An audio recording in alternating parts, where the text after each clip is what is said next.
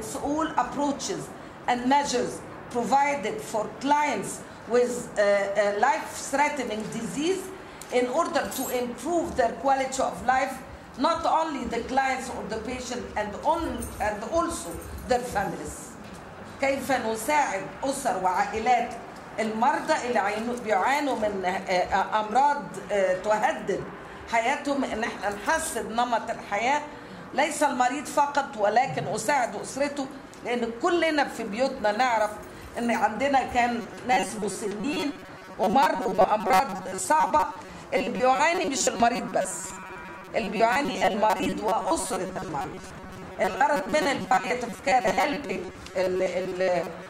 the families, the family members, helping the clients in improving the quality.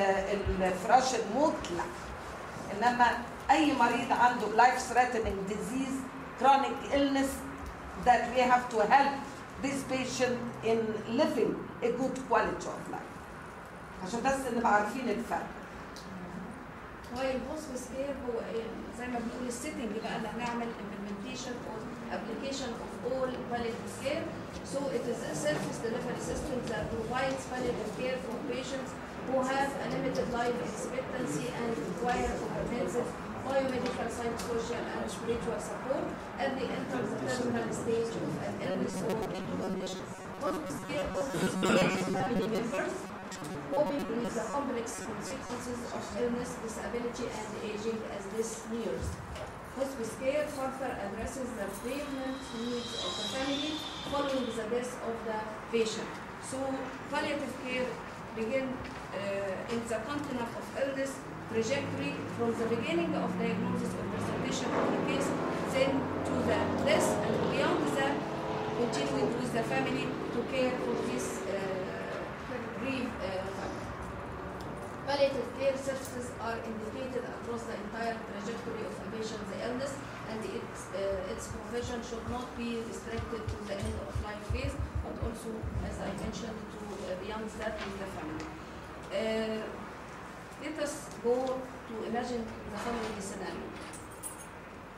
Imagine that someone you love is dying, perhaps a grandparent, a spouse, or even a child. Who will be with your loved one? Of course, the answer is who? The nurse. So, what do you expect from these nurses to know? Because this nurse, it is the person who supports parents as they watch their beloved infant die in neonatal intensive care unit. It is nurse who comforts the elder spouse outside a cardiac care unit. It is the nurse who stands by to support families in emergency room, and they learn that the best technology available was not enough to sustain the life of the one they love. It is the nurse who, on the night shift in the long-term care setting, who holds praying with the dying elder who has no family available. Also, it is the nurse who supports the parents in an intensive care unit when their adolescent son has died in a tragic automobile accident after having left home only hours earlier as a healthy child. So, if you were to stand by as someone you love dies, what would you want those nurses to know? So all of these knowledge, skills, helping the nurse to have the quality to support all of these cases, it is our mission to integrate it in our curriculum and prepare our students. And this is the main objective of our day. What would we would expect nurses' competence in? Relief pain.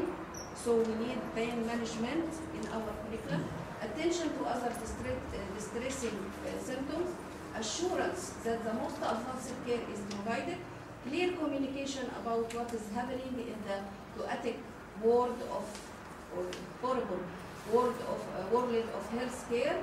Cultural beliefs are respected. Spiritual care is provided without hesitation. Also, not for this only, but also for to deal with ethical dilemmas common in each of these settings, and that family was helped with the complex era of decisions faced in life-threatening threatening disease. Along with all of these areas of competence, you would hope for compassion, sympathy, caring. Who will need care? من خلال الكلام اللي انا قلته مين اللي هيحتاج كير؟ هل البيشنت بس؟ الفاميلي بتعتبر كير جيفر، هل الفاميلي بس؟ Palliative care team و other health care providers، يعني برضك مش الفوكس على البيشنت والفاميلي، فوكس كمان على الهيلث كير تيم لان هم exposed to all these situations ممكن بتخليهم بعد فتره يحسوا ان هم hopeless و helplessness، فلازم برضك يبقى في فوكس على ازاي ان احنا نقدر نساعدهم هم كمان to go over and overcome this and continue with other patients with other families in other situations or in different situations. To share the vision for the future. نعم.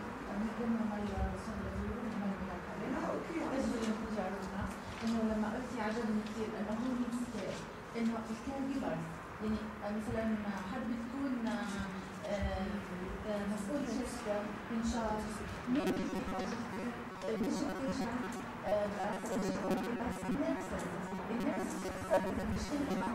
مع بكل شيء. اذا ما في مريض خصوصا اذا ما في مريض النيرسز هدول بيحتاجوا كير كما لو كانوا حدا من الفاميلي ممبرز، بس بيحتاجوا سبورت بيحتاجوا بتاعتها. وطبعا البرن اوت اول ما بيأثر على البرودكتيفيتي، بعد كده بيأثر على الجسم نفسه بتاع الشخص نفسه اللي هو بيبروفايد كده. اتفضلي بس تعرفينا بنفسك بعد اذنك. خديجه المسيح مديرة مركز اضواء القدس التربيه الخاصه. فالهانديكاب كمان احيانا الاعاقات احنا شغالين هاي المشكله، حتى احيانا في مدرسات بيكونوا عندي يعني لما بتجيهم حاله صعبه بتحس انهم بدهم ناس يدعموا عشان انهم يستقبلوا هاي الحاله وانهم كيف يتعاملوا معها، يحسوا في الخوف. يعني احيانا مدرسات بيكونوا عندي عائلات بتقول لي فعلا بنزود مدرسين زي هيك او يعني واجب كمان عشان كده قلنا كمان ونأكد ان البالياتيف كير not only restricted for nurses but also for health team. So we need social workers, we need religious persons, we need زي ما بنقول اللي هم medical doctors, medical doctors,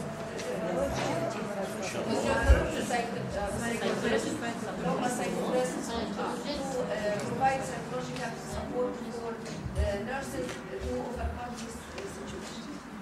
بس لغايه الان يعني احنا اكتشفنا يعني انا تكلمت في وضع المستشفيات لغايه الان التمريض في عنده قابليه اكثر على انه يستوعب المريض نتيجه للحالات اللي بتمر معاه. وده لان احنا واخدين البيزنس فاونديشن ان اور اندر curriculum to prepare us for this.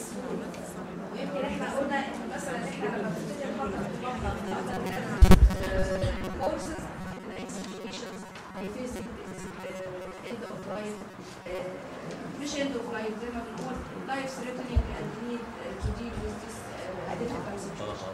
With Palliative and hospice care practice now in our nursing curriculum.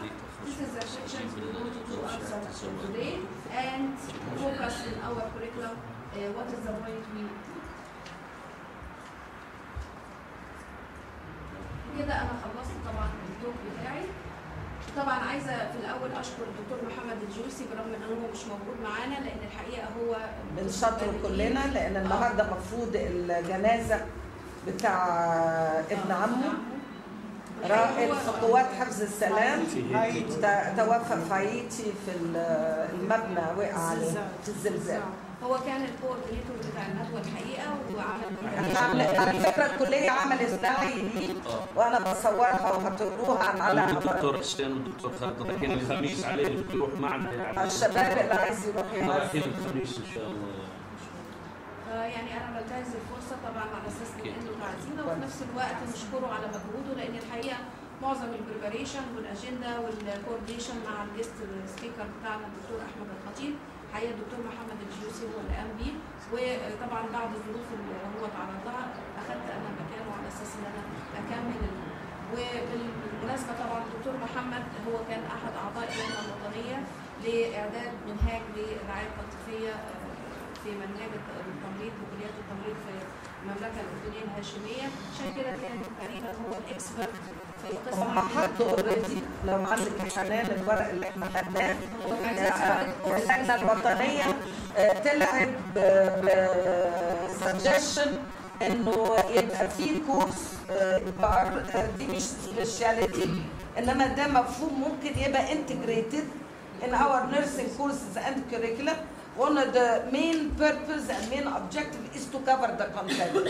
So there is no push ولا أي إجبار علينا كلنا إن احنا to put it as a course, a separate course. Anyway, they were suggesting a content to be covered. يمكن نصوره دلوقتي ونوزعه عليكم المنهاج. لكن حنان باعتبارها responsible for the adult nursing courses, can you tell us, Hanan, which part of the content we were talking about now are covered in our curriculum? يمكن لو خدنا المساقات من اولها عندنا مثلا في fundamentals of nursing we have separate chapter talking about grieving, dying and death. Death and dying is one of the content that should be covered للstudent nursing student in the beginning of the nursing program. بنوريله ازاي انه بيتعامل مع مفهوم الموت والحزن وكل الكلام ده. we put it in fundamentals. طيب adult one assessment لا كمان في الهيلث assessment احنا this is annual. We will put it from the beginning of the next semester ان شاء الله ان احنا هنحط health assessment for special needs groups. special هم terminally patients على اساس ان احنا بنبص على النواحي اللي هي بايوسايكوسوشيال بنعمل assessment ونشوف منها بعد كده ايه النيدز اللي محتاجها البيشنت during this period. فدي الجزئيه اللي هندخلها. عندنا بوست مورتم كير؟ لا ما عندناش. كنا بناخدها في البراكتس. كانت بتبقى ضمن موجوده في السكيلز. هي الفاندامنتال كورس براكتس كورس. يا فاندامنتال يا ادلت وان المفروض العنايه بالداين بيشنت. الكير اللي بتديه للداين بيشنت المفروض تبقى موجوده. دي ممكن ندخلها حضرتك في ادلت وان باعتباره انه بقى فاندامنتال 2 في الجزء بتاع الناس. هنطلع بيها بريكومنديشن ساينس اند سيمبتومز اوف ديث. على فكره ساينس اند سيمبتومز لان عندك في الكونتنت سيمبتوم مانجمنت اللي هي ديث ريتلز. ازاي الطالب يبقى عارف ان ممكن دي اعراض زي الجاسبنج وكل الحاجات دي. أدلت 2 في أي حاجة عندنا؟ أدلت 2 حضرتك بنبدأ لا إحنا أدلت 2 في عندنا اللي هي الكرونيك إلنس شابتر عن الكرونيك إلنس وإحنا طبعا اتفقنا إن البالياتيف كير نوت ريستريكتد بس على الإند أوف لايف. It is life threatening disease throughout the continuum of illness. وبندرس كمان في أدلت 2 اللي هو التراجكتوري موديل. How to intervene with clients في different stages along the illness journey of care. فممكن برضه نركز على حتة إن بقى اللي هي for relieving pain for pain management stress ده بس pain management في الكونتنت اللي وزعناه مش فوكس على الناس اللي هم ضمن الكونتنت بتاع البين مانجمنت. لقيت حاجه لطيفه بيقول لك لازم to discuss with the student barriers to pain relief. مش دايما we are successful in relieving pain. في الورقه دي نستعمل البريفنتيف ميجرمنت. فبيقول لك also to teach barriers to pain relief اللي ممكن يخلي يعتبر palliative methods which is palliative. فبين مانجمنت بديها في adult 1. في عندنا adult 2 زي ما قلنا حضرتك التراجكتوري موديلز والكرونيك إلنس نيرسينج مانجمنت.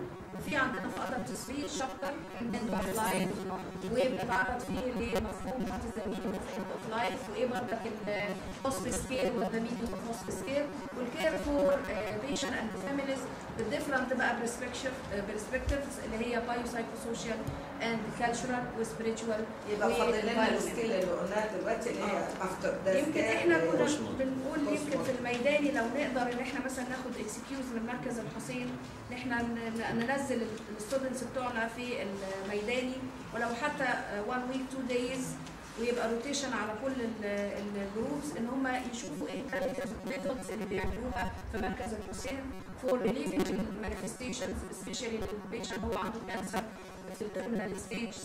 برضك دي بتديهم اكسبيرينس كويسه فور جراديويشن كده. يبقى احنا فعلا ادينا البيزك فاونديشن ده ريجاردنج للادلت كورسز.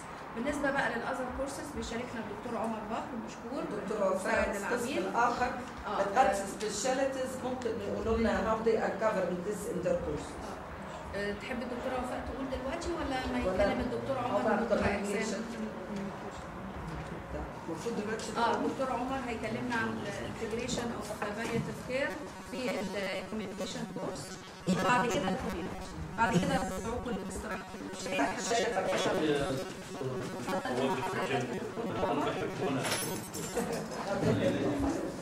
هي افضل من واحد. في الدكتور امان الانترودكشن والبرزنتيشن فور دكتور حنان. You know, our aim, just like it quickly, is how to integrate and infuse such concept of palliative care into different courses, either in the department of adult or the other department for community mental health nursing.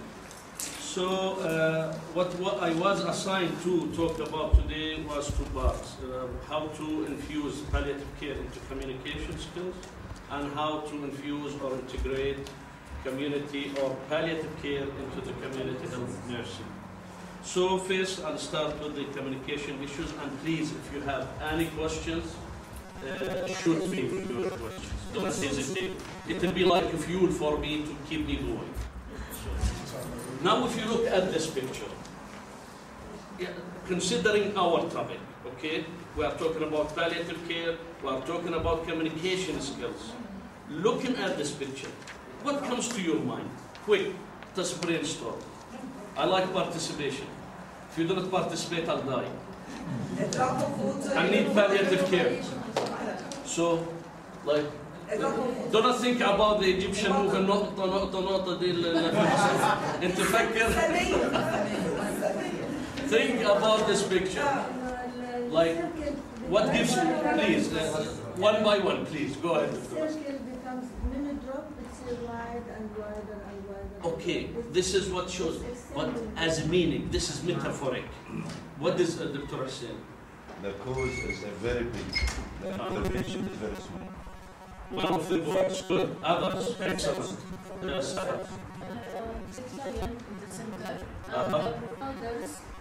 Excellent. Excellent. And the relatives, they are surrounding, so it's not affecting only one person. Like, okay, it's only one drop, but look the waves around it, how it will affect the people. Look to the center where the drop is falling. It makes a deep hole inside. So how can we deal? How can we communicate with the caregivers, with the patient, and with the family and relatives? Yeah, and the surrounding. Any more comments? ممكن تكون هاي دكتور بس excellent. How to care for them socially, psychologically, mentally, all the aspects of the nursing care related to what Dr. Hussein said. So you can interpret it in many ways. Depends on the way you perceive. Exactly, and this leads to the concept of integrity. We are talking about infusing palliative care into all of the nursing curriculum. We are trying to get the whole picture. All people are affected, absolutely. Nothing is separate. خلصت المحاضرة. So when we talk about communication and palliative care, like there is a Malayan proverb says, when the river is quiet, doesn't mean that the crocodiles have left. Which means, do not assume that the absence of a question from the patient or the family reflects an absence of concerns. Sometimes they are concerned, they want to talk, but they need some motivation or some motive to start. Exactly, how to stimulate them. Like upon becoming aware of life limiting, or what Dr. Amal said is right nowadays, WHO in the States, they do not talk about it as end of life state. This is an old terminology. Now they talk about it as life limiting or life threatening issues. So upon becoming aware of life limiting diagnosis, it would be very unusual not to wonder. بصير يعني عند المريض او اهله انه غير طبيعي اذا ما بيسالوا اسئله مثل هاي. How long do I have? How long am I gonna stay alive? How I'll die?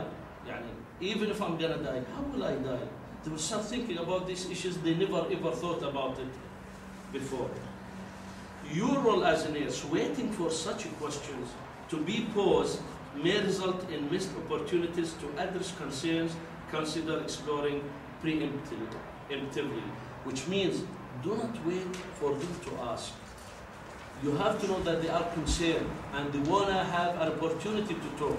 So your role as a nurse is how to initiate such talk and to take preemptive actions. What do you mean by preemptive?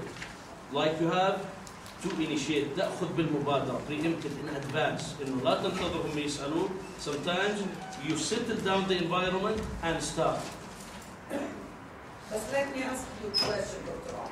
We all know that as a member of the health team, the nurse is not responsible to provide answers to questions to patients. Yes. Because through the physician, who is the first one responsible for the treatment, Yes. we have to transfer patient concerns and questions to the physician.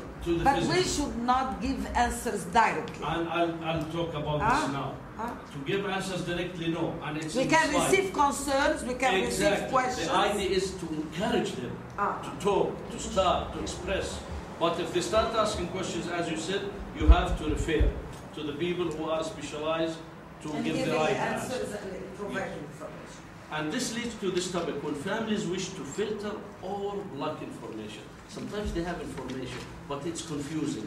They want to filter it. They want to put it in the right context. Or sometimes they want to block it. They don't want to talk about it. So don't simply respond with, it's their right to know and dive in. زي ما حكى الدكتور عماد واحد بس عمل yes, I have to answer. It's their right to know. And you dive in, يعني بتعوم بتصير تحكي معه. No, you are not supposed. You have to know this. This is what you say. Rarely an emergent need to share information. هي ما بتيجي من فراغ حاجتهم للحكي. It's not only just now. It's based like since when the patient was diagnosed with cancer, whatever the kind of cancer, questions will start building up. So it's not an urgent. It's something built up in advance. Explore reasons, concerns as what she. Do not give answers. Just explore the reasons why they want to ask. Why are they feeling such? Why do they have such feeling? What are their concerns? لاحظوا بالأحمر the microculture of the family. Because you know each family has its own culture. Are they a kind of family who talk freely? They are open-minded, they are educated, they know about the case of their patient? Or are they kind like, let us say, peasants or people living in the village and they don't like to share and they look at this issue as a shame? Some people in our culture, they say this is shame. If someone knows that there is a cancer case in our family, no one will marry from us, nobody will visit us, so you have to know the microculture of the family, which is too important. Perhaps negotiate and ايش to negotiate؟ لأنه حكينا their concerns and reasons, not to give answers. You have to negotiate and in their time, when it's appropriate for them. Because we know there is time and timing. What's the difference between time and timing? Question. What's the difference between time and timing? Time now, it's 11 in the morning. Timing, when it's suitable and appropriate for us to sit down and talk. So you have to, نعم. In psychiatry we have therapeutic technique. We use it always with our patient to let them think, express their emotions. I think it's better to use this technique as a nurse.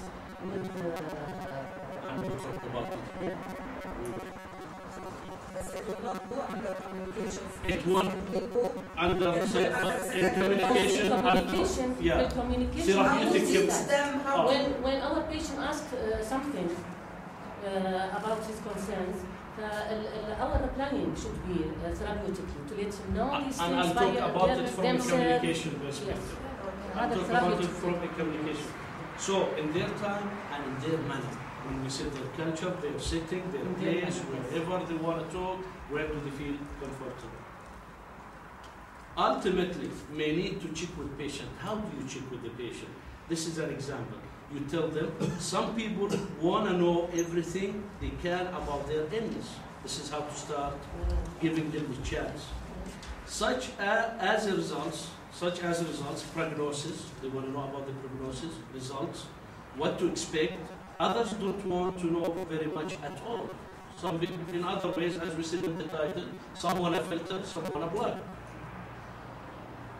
And here it says others don't want to know very much at all, perhaps having their family more involved. This is when we talk about the microculture of the family.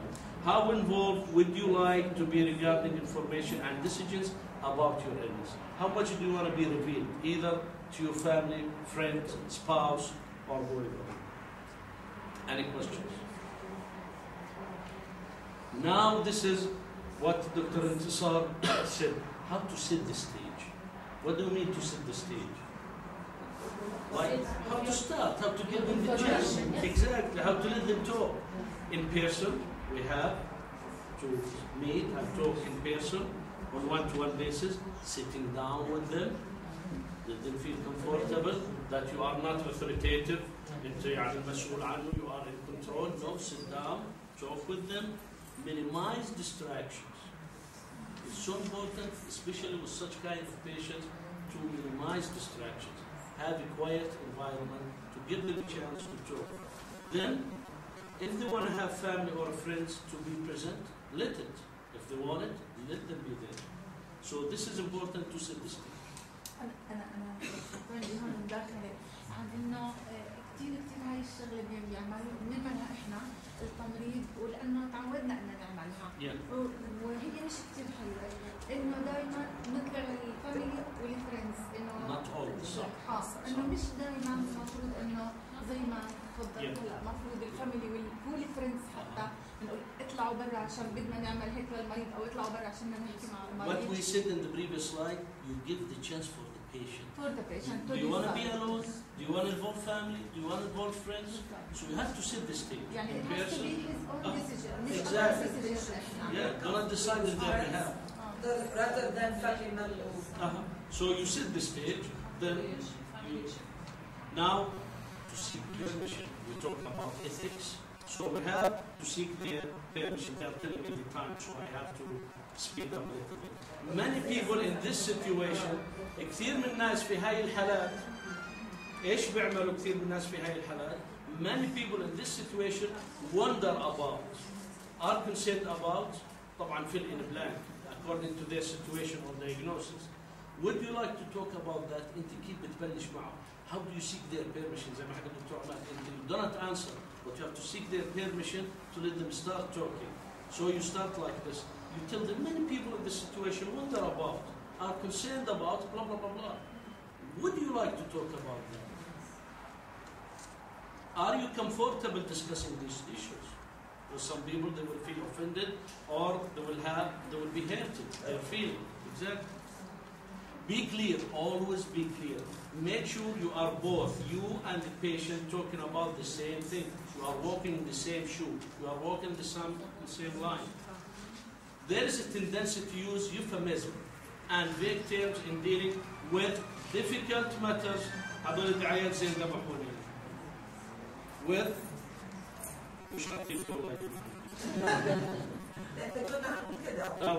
there is a tendency حكيله. There is a tendency to use euphemism and vague terms in dealing with difficult matters. This can lead to confusion. What do we mean by euphemism? Euphemism, like if they want to talk about dying itself, okay, or suffering, or gasping, they won't use it. They will replace it with another vague term. So you have to be clear. You shouldn't replace it. If you want to talk about dying, you talk about dying.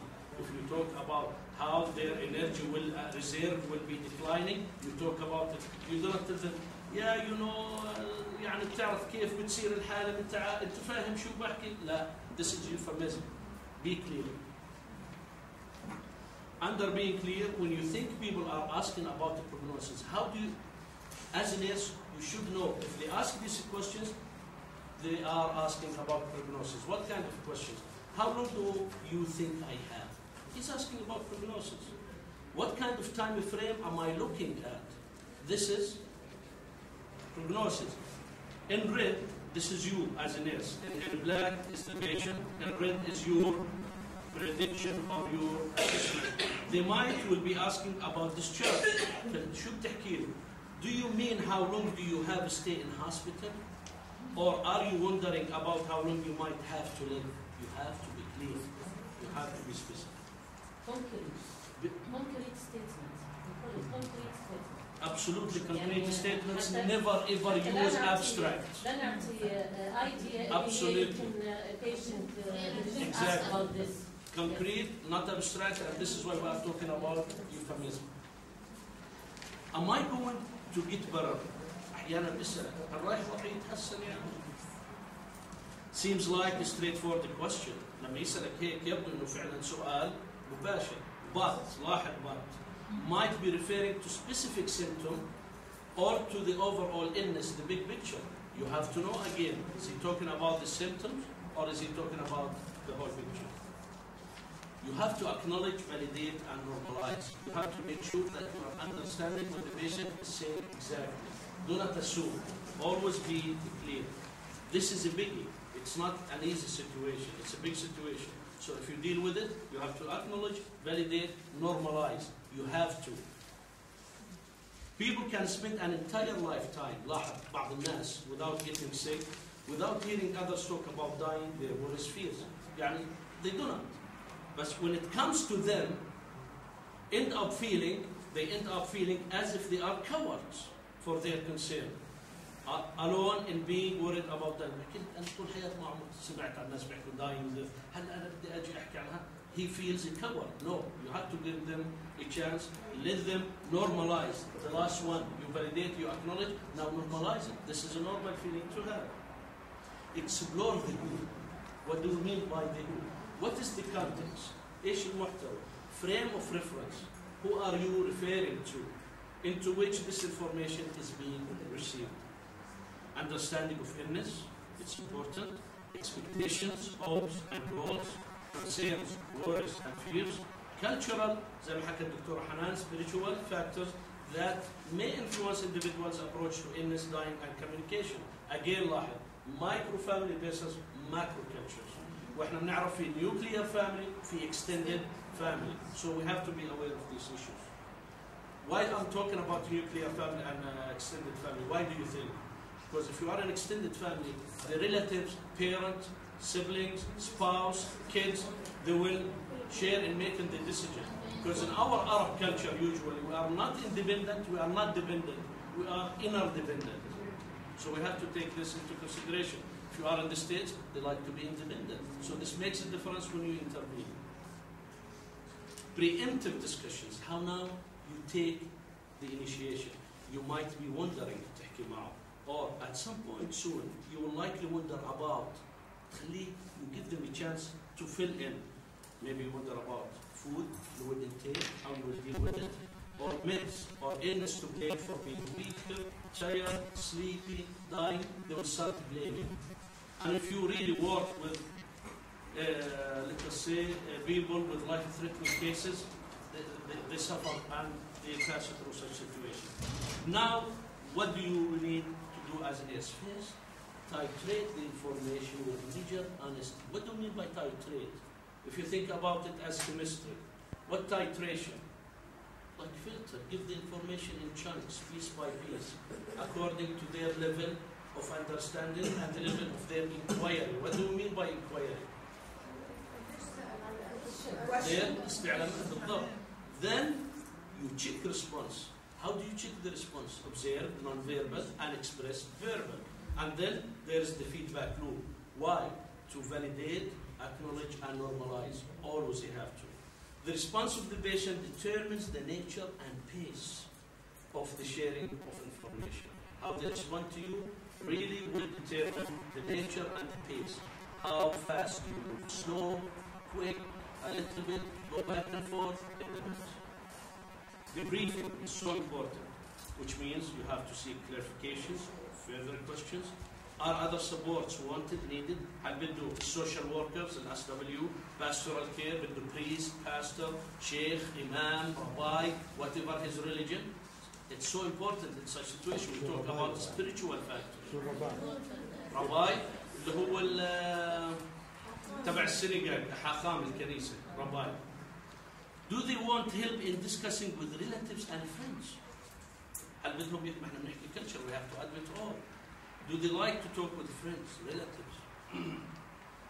Plans for follow-up. Do they like to follow up? There in the States, and maybe Khalid heard about it, they have what they call it the will and the advanced directives. Did you hear about advanced directives? In adult three, advanced directives mean if you die, you write your will, this will go to this, this will go to this, I'm donating my organs, whatever. So this is, even after the post-mortem, which is important there, the advanced directives. Your will, how you will write it, to whom you will assign, to act in your behalf in your business, are you donating your organs, and there are many examples. This they call it advanced directives. بس دكتورة مريم نعم. هي يعني هي صح الأبانيتا بس معلش حتى احنا من ناحية الثقافة تبعتنا هي سنة عنا يعني هي سنة نبوية انه الويل اكزاكت يعني موجود فبحكي لك اياها بس هذا تشريع خلونا نشوفوا هاي بنخليها لإيثيكال ايشوز بنجيب حقوق ومحامين بلاش تضربوا بعض. Do they want you to call someone to pick them up? If you are talking with them, هل بدهم ناس يجوا ياخذهم يجيبهم ويودوهم يحكي معهم. This is important. Specific communication issues that we have to be aware of. Prognosis, unrealistic hopes, desire for early hastened death. شو معنى hastened? Rush it up, quick. Sometimes, and this comes the term of euthanasia. Did you hear about it? The mercy killing. Please take whatever, I'll sign for you off and whatever. Just please speed up my death. Close calls, talking about dying, substituted judgment, just one more day, sudden change. Can they hear us postmortem, bedside dynamics? We'll talk about each one briefly. Discussing prognosis, the first one. How long have I got? Confirm what is being asked. Make sure you understood what the patient said. Acknowledge again, validate, normalize. Explore a frame of reference. The who, understanding of illness, what they are aware of being told. Check if there is a reason that has come up at this time or was it built up in advance. You have to make sure. Tell them that it would be helpful to you in answering the question if they could describe how the last month or so has been for them. Why? Why do you ask them about how was the last month been to them? قارن what? Exactly how they feel, and we are talking about prognosis. And how they compare, how do they tell you the difference between the last month and now? How would they answer that question themselves when you ask them? And answer the question. Close calls, the second point. After a resolved bail, discipline class, you know people with life-threatening diagnosis, especially the terminally ill, and they, like in the last days of their life, sometimes they have severe pain or difficult breathing. So people experiencing such bad symptoms often believe that they are dying. It doesn't mean that they are dying. Maybe they are having a severe pain or dyspnea. What do you do? Well, they may be glad that you have made them feel better. How do you make them feel better? You give painkillers, whatever. So if that wasn't dying, and it was the worst experience that I could possibly imagine, هو بيحكي لك, okay, I pass through pain, dyspnea, difficult breathing. If that wasn't dying, إذا هذا ما كان الموت نفسه اللي أنا فكرته الموت, and it was the worst experience that I could possibly imagine, what will dying be like? هو بالنسبة له فكر هذا dying. بس بحكي لك إذا هذا مش dying يا أخي شو dying? Please, he will be frightened, terrified. So now, talking about dying. How do you talk about dying? It's important. Many people think about what they might experience as things change. You will start feeling deterioration in their consciousness, their strength, their power, their daily activities. So they will start noticing changes and they become closer to dying. Have you thought about this regarding yourself? Do you want me to talk about what changes are likely to happen? You give them the chance and let us see what will happen. First, let's talk about what you shouldn't expect. The pain is not dying at the disability. So what's dying? So you tell him you should not expect pain that cannot be controlled. We'll control it. Breathing troubles that cannot be controlled. We'll take care of it. Going crazy or losing your mind? No, you won't lose your mind. So what dying is? If any of those problems come up, I will make sure, no, now you as a nurse, palliative care nurse, I'll make sure that you are comfortable and calm. Even if it means that with medications that we use, you will be sleeping most of the time, or possibly all of the time. Do you understand that? You have to confirm. We talk. Remember, acknowledge, validate, normalize. Do you understand that? Is that a problem okay with you? You tell them. Then you will find that your energy will be less. You tell them your energy will be depleted. It won't be the same as in the past. As you have likely noticed in the last while. كله زي انت ما لاحظت اصلا انه your energy is depleting, deteriorating, is getting less. You will want to spend more of the day resting. Now you like just to lay down, on the couch and the bed, wherever. And there will be a point where you will be resting, sleeping most or all of the day. Okay, now all we are talking about dying. Gradually, you tell them, your body systems will shut down. And at the end, your heart will stop while you are sleeping. Even how you introduce the dying concept in a comfortable way. You do not frighten. No dramatic crisis of pain, breathing, agitation, or confusion will appear. You won't let that happen as a nurse. We'll take care of it. So now, if we talk about dying, this comes to the concept of obtaining substituted judgment. Avoid making families feel as though they are making a choice. When the illness has dictated that no choice exists. إذا يعني there is no choice exists, ليش بتخلي الفاميلي تشعر إنه في عندها a choice? You know what I mean? Like, avoid making families feel as though they are making a choice while they cannot make a choice. There is no choice. So why do you embarrass the family and make them feel guilty? And you know the family, they are guilty already, without you tell them. And then you tell them, okay, do you have choices? There is no choice exists. He's dying. Ideally, phrase the discussion in terms of their thoughts on what the patient would want. You can make shifting, you channel their energy and thoughts, what the patient would like. Avoid presenting the letting die versus prolonging suffering choice to families. لكن بدكم إياه يموت ولا نطول حياته وهو يتعذب. You are not living in them. You are making them guilty, like in this picture. The devil is pushing the patient and telling him, come on, it's one or the other. You are damned if you do, and you are damned if you do not. طب وشو يعمل? So you shouldn't leave them in such case. Phrasing request substituted judgment. If he could come to the bedside, if he could come to the bedside as healthy as he was a year ago, and look at the situation for himself now, what would he tell us to do? هو لو نفسه حكيت يعني بتسأله لأهله لو قبل سنة هو okay, having good energy, his energy is not depleted, and he comes now and see himself, what would he say? Or if you had in your pocket a note, يعني هو ترك لك note from him telling you that to do under these circumstances, what would it say? This is how you relieve the family.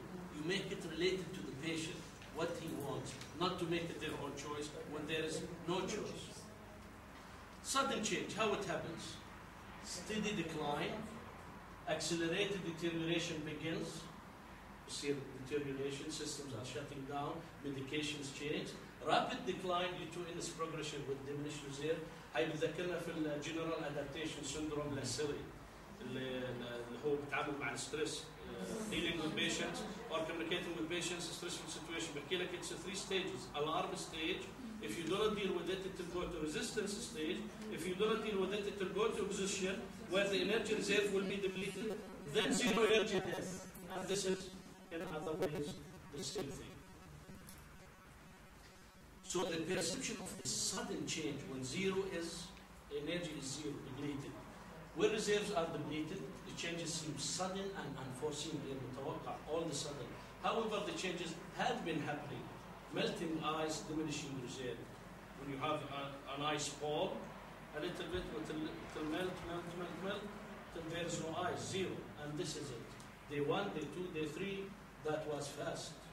But always we have to keep on. Any questions?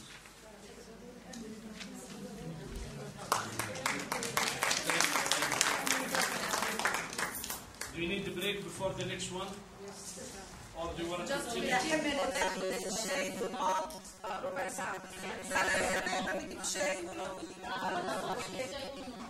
Previous lecture was about how to integrate palliative care into communication. Now we're going to talk about how to integrate or infuse or embed, whatever you choose to say, the palliative care into community health nursing. So here, in other words, like what it says, filling in the gaps in the community palliative care, supporting the role of the registered nurse. Because you know, in our community, the role of the community health nurse is not that effective. Most of our work is usually in the tertiary and secondary and tertiary health care. But in the primary, the role of the nurses is still weak, especially the registered nurses. So when we talk about community, we have to focus on the role of the community health nurse. So when we talk about the palliative approach from a community health perspective, you know the three levels of care, you know it, primary, secondary, tertiary. In our culture, mostly they go to the secondary, tertiary settings. But how can we make it more effective in the primary care level? So what is the role of the community health nurse when we are talking about palliative care, and what can be achieved? You see here, there is a picture, streets, neighborhoods, also bridges. Where are we located as community health nurses in this community? In the past, and again referring to what Dr. Amal said, not because she said it, but really it's what I'm going to talk about, the WHO, they tell you the role of the registered nurses in the past, they were in the back seat. Yeah, sure, in the back seat. They are like alienated, they are isolated. And most of the terminal ill patients or patients with life-threatening diagnoses, like the oncology patients in particular, they were referred to the system. And when we talk about system, medical system, the medical model, but what about our role? Exactly. So after the shift in the concepts for the care, according to WHO, now you should talk about what we call life-threatening, and instead of talking about it as an end-of-life stage, just dealing with it at the end, now they integrate it exactly from the beginning. So we should make our role more active, because it should be involved from the beginning till the end. Like as soon as the patient is admitted, till they get discharged, till the follow-up, even for the postpartum. So we need to make it more effective inside the diverse community. So now do you see here the dots? How can we connect the dots when we talk about community? Let us see how we can connect the dots till the last point. Efforts should be made to bring together registered nurses and general practices. What do we mean by general practices? GPs, general physicians, and specialists, the rest of the healthcare team, for the purpose of optimizing patient care and the health of the community. So let us see how we'll connect the dots till we reach the last bullet. When we talk about community health nursing from a palliative approach perspective, directing and undertaking activities that address specific local health needs. Because when we talk about community, we're talking about local health needs in the neighborhoods, in the streets, in the community, in the families, wherever. Facilitating the involvement of registered nurses in community health promotion activities. How to promote health education, health promotion, how we integrate even such concept of palliative care into such specialties. Providing a forum for registered nurses professional development. And this is what we are talking about, how to integrate it into our curriculum. So our graduates will have a concept about it, so later they can continue their education, because we talk about nursing education is a lifelong learning. So they have to develop educational sessions. And the last one, facilitating collaboration between registered nurses, general practices, other health service providers, and the community. In other words, fostering networking between RNs and other healthcare services and providers. Networking is a key concept for community health nurse when you are working in a community setting. Right, Abdali? Yes. Palliative care, model of care. Some people in New Zealand, they came up with such model. They tell you the following. If you see the triangle, the diamond shape in the middle, they tell you there is a community. فيها local RN in general, not specialized. بعدين في عندك على الشمال specialist. بعدين why not to have a registered nurse who specialize or have special interest in palliative care. Then in the other end, because what Dr. Amal said, in the past they were having the terminally ill patients in the geriatric care, or nursing homes. Now they have them in the hospitals, geriatric care, hospice settings, and at the end, they tell you send them to home. So we have to think about all of this picture. Community palliative care, registered nurse palliative care, why not to be specialized? Hospice, specialist, registered nurses, like specialist services. The square up to the left, advice, you have to provide advice for RNs to be trained, referral service for nurses, where to refer, to hospice, to hospital, to home, to specialists, shared care with general physicians or specialists. Here, registered nurse services, primary health care, because it's our city, shared care with other healthcare providers, liaison, which is networking, care planning, participation care planning, referral to specialists or palliative care registered nurse as appropriate. There they have what they call palliative care registered nurse. Why not to have it here?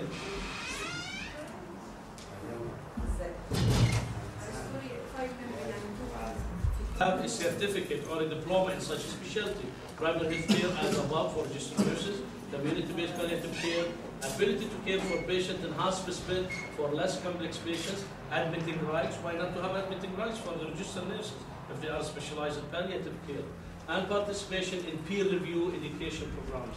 At the end, what they are looking for from a community perspective is to have what they call community palliative care services, which is like oversees and facilitates care through the entire system of a referral, the referral system. This is the suggested model for community health care from the palliative perspective. Even now we are connecting the dots. You see, we are moving to the next point. We are connecting. So current relationship between RNs, we have to focus on it, which is the networking, palliative care specialists, the hospital palliative care sector, we have to focus on it, and the community palliative care center, which is what we are looking for from the community perspective. So now the dots start to be connected, do you see? Again, this is another approach. In the middle, general practice, including nursing, the health team. There is the hospital-based palliative care teams. To the left, there is the other healthcare providers. To the right, community-based palliative care teams. And down, the medical palliative specialists. In other words, the networking, having one team, liaison, working as one body. Now we are connecting the dots again. Why not to have full conversation and interviews after discharge? You send them to home, to hospice care, you have to follow up. It's important in such cases. And this is the role of the community physician. Face-to-face interviews, written service sometimes, and attendance at the chronic illness reference groups. Sometimes you have them into groups, into the community. As a community health nurse, you have to follow up with them. So the dots are connected. Then, so what's our aim? Development of a hospital palliative care teams, and sometimes it's good even to have a brochure for them. Tell them what's their job description, what are their functions. Registered nurse network representative relevant committees. لازم يكون في registered nurse ممثل في جميع اللجان and working parties الأجسام أو المؤسسات اللي بتعمل within the community. Then development of educational sessions. It's so important for nurses, patients, families, relatives, and anyone is involved.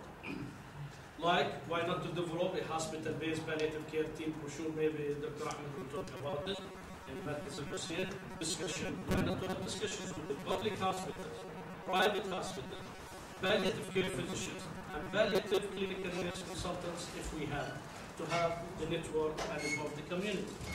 Again, هيشوف وردة السوسنة or the iris. So, if we talk about palliative care from community health care or nursing, we should talk about hospital-based palliative care, consultancy teams, team role, who is in the team, use for websites, how to contact the team, and hospital contact number. We have to have all of these resources connected. So we are connecting the dots. We have to have educational sessions, introduction about palliative care, respecting patient choices, and palliative approach, joining the dots. You see how we started families, individuals, neighborhood, community, networking, all of these issues. So at the end, this is our way. If we start working, you see the dots in the middle, why not to start thinking about pediatric palliative care like Dr. Sam told, then continuing networking, ongoing education, specialist RNs, referrals, locums, blah, blah, blah, blah, blah, till we reach to the best which we are talking about the quality of life. Questions, queries, shorts. If you have a joke, please share it with me.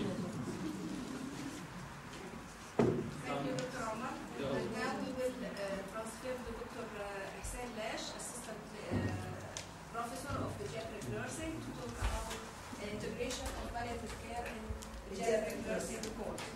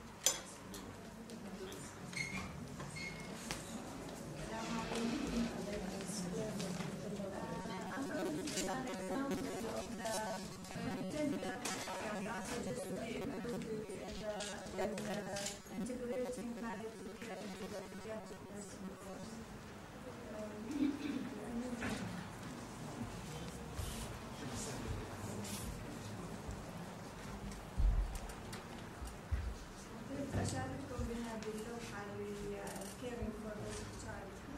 هي من يعني الفن القديم ل 1800.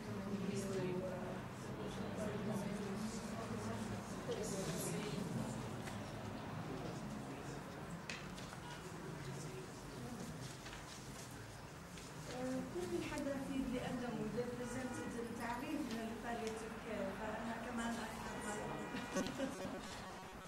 palliative care for children and young people with life conditions are active and a total approach to care, embracing physical, emotional, social, and spiritual elements.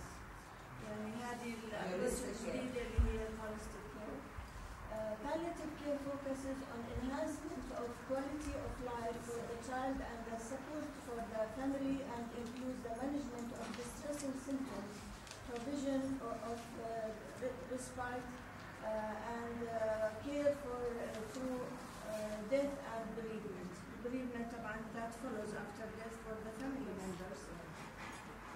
The main focus is to provide quality of life for the child and support for the family using a multidisciplinary model. Palliative command means to care or to comfort as opposed to curing. ما فيش curing هو لكن care continues to the last minute of life. الانترودكشن هو يعني هذه مأخوذة من الويب سايت لأحد الهوسبيتالز اللي بيعملوا بوست جراجويت كورسز، فهم عندهم يعني very nice course للبوست جراجويت palliative care. They say pediatric hematology or oncology nurses work with many patients who will eventually lose their life even with improving cure rates. يعني في تقدم، يعني ممكن الطفل يبدا عنده مثلا malignant disease في early in his early life، لكن يعني مع وجود التكنولوجي is extended maybe to the early adult stage. Historically, nursing curriculums are unfortunately inadequate in providing education related to caring for dying children. This is يعني for sure إنه يعني معظم الcurriculums they lack this topic. Nurses are inadequate in a unique position to have significant impact on the quality of life patients and families, says upon past President Carla Wilson, because they spend more time with the patients and families at the end of life than any other healthcare professionals. أكيد بتوافقوا على هذا. Nurses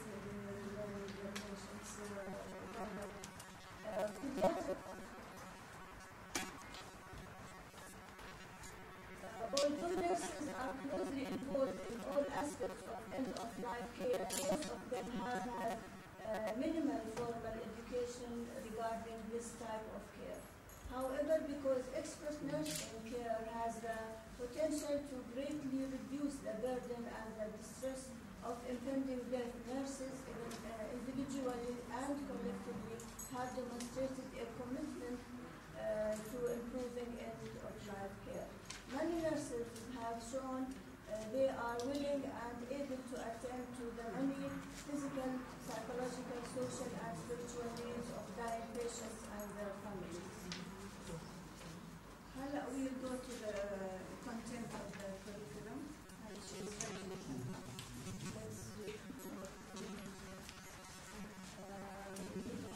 The objectives that we would like to achieve the intended learning outcomes, recognize the extent of the problem. By this, I wanted to contact the مركز الحسين للسرطان عشان أشوف the prevalence of cancer and يعني in children. يعني يكون عندنا معلومة عنها قديش في عندنا children who are dying من هذا السبب.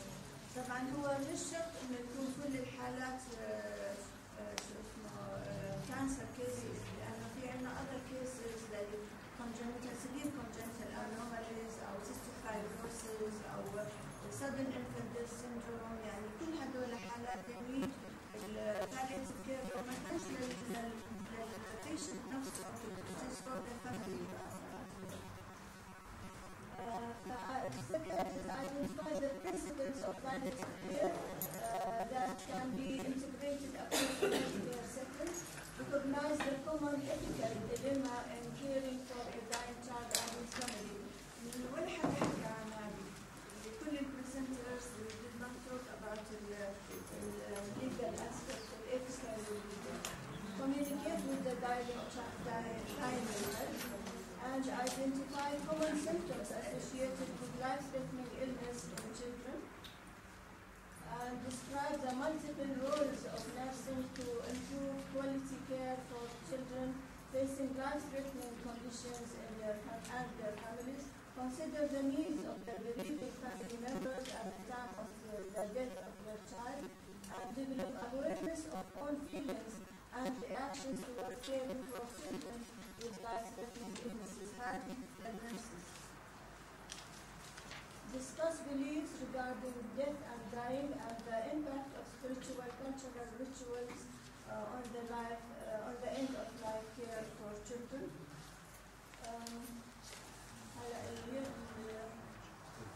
Scope of problem, principles of palliative care, high content ethical considerations with decision making. يعني يمكن الأهل they will be also consulted on زي ما حكوا إنه prolonging the life, prolonging suffering of the child, or doing what. Physician and the healthcare team, the decision making command يعني physician also has a saying, you know, how to or what can be done for this patient. يعني is there a hope if he is put on the heart-lung machine or ventilators or things like this? And is there a hope that they will prolong his life or prolong his suffering or prolong the suffering of the family as well? Parental decision making command. Awareness of dying in children with life-threatening illness. They have to be aware. Discussing death with the children. Children's understanding of and reactions to dying. يعني هذا will take كمان into consideration the age of the children and the development. And they have different perception about it. And the preschool children or يعني young preschool children, they think إنه dying إنه مش خلاص is absent for loss of life. يعني life is خلاص no more, they will no more see that person. فكروا إنه لا راح يرجع بعد شوية دقيقة كم شهر شهرين وراح يرجع. Their perception is different. Other they think إنه because they've been يعني bad children and they were making problems for their parents, this is a punishment for them. او لانه هن دعوا على ابوهم مثلا انه فهي از ناو داينج بفكروا انه انه this is fulfillment for their الدعوه تبعتهم. يعني this will include the understanding of infants and toddlers, school children, school age children and adolescents. يعني لأنه هذه بتغطي pediatric age group. Delivery of palliative care services, كمان this will be included in the hospitals, home care, hospice care, nursing care of children and families at the end of the life. هي يعني نعمل nursing care plan that will cover all types of dying children for يعني any reason. يعني could be for malignant case or زي ما قلنا cystic fibrosis or other cases. This will include assessment, nursing diagnosis, expected patient outcome, nursing interventions and rationale. Special decisions at the time of dying and this will involve right to die and do not necessitate orders. This can be accepted and fulfilled. Viewing the body after the death of the child. Is that do we allow parents to see the dead child and how to prepare the child for them to see? يعني عشان هاي أنا بحكيها يعني I have experienced this situation إنه it was very nice يعني هو مزبوط إشي محزن لكن the way the child was prepared after the death يعني كأنه ملاك نايم لابسة طبعا الثوب الأبيض وشعره ممشط وندي شعرها هيك كانت حاطين وردة بإيديها وعاملة هيك يعني كان very peaceful كأنها ملاك يعني it gives يعني really memory يعني هي sad لكنها nice. كمان organ and tissue donation and sometimes they don't know the cause of the death. Last message autopsy. Who is going to convince or talk to the parents about doing autopsy or donating the organs, the eye, the kidneys, whatever. Siblings attendance to funeral services or to visiting their brother when he is dying. ايش معتقداتنا فيها and do we يعني allow this or not? Care of the grieving family كمان انه ما نتركهم يعني كمان مرات بعد اسبوع they call families and they see how they are getting on with their grieving and is it realistic or يعني عندهم مشاكل زي الدكتور انتصار بتعرفوا هذا الموضوع. The nurse and the child with life-threatening illness. Nurses' reaction to caring for children with life-threatening illnesses. How they accept كان من النقاط المهمة إنه how do you prepare the nurses to be caring for such cases لأنه يعني في ممكن يكون two extremes. ناس بيكونوا كتير sympathetic ناس بيصيروا يعني قاسيين يعني indifferent. يعني كيف نعدل بين الطرفين هدول زي ممكن they go through denial, anger and depression guilt مرات ambivalence and coping with stress. كل هدول يعني لازم يكون يعني ناخذ بعين الاعتبار كل هالنقاط هدول عشان nurses to be يعني able to يعني well prepared for caring for dying child and his family. And self-awareness about the death and dying and how they accept it. Knowledge and practice. And support system. لازم يكون مش support system بس للفاميلي. Support system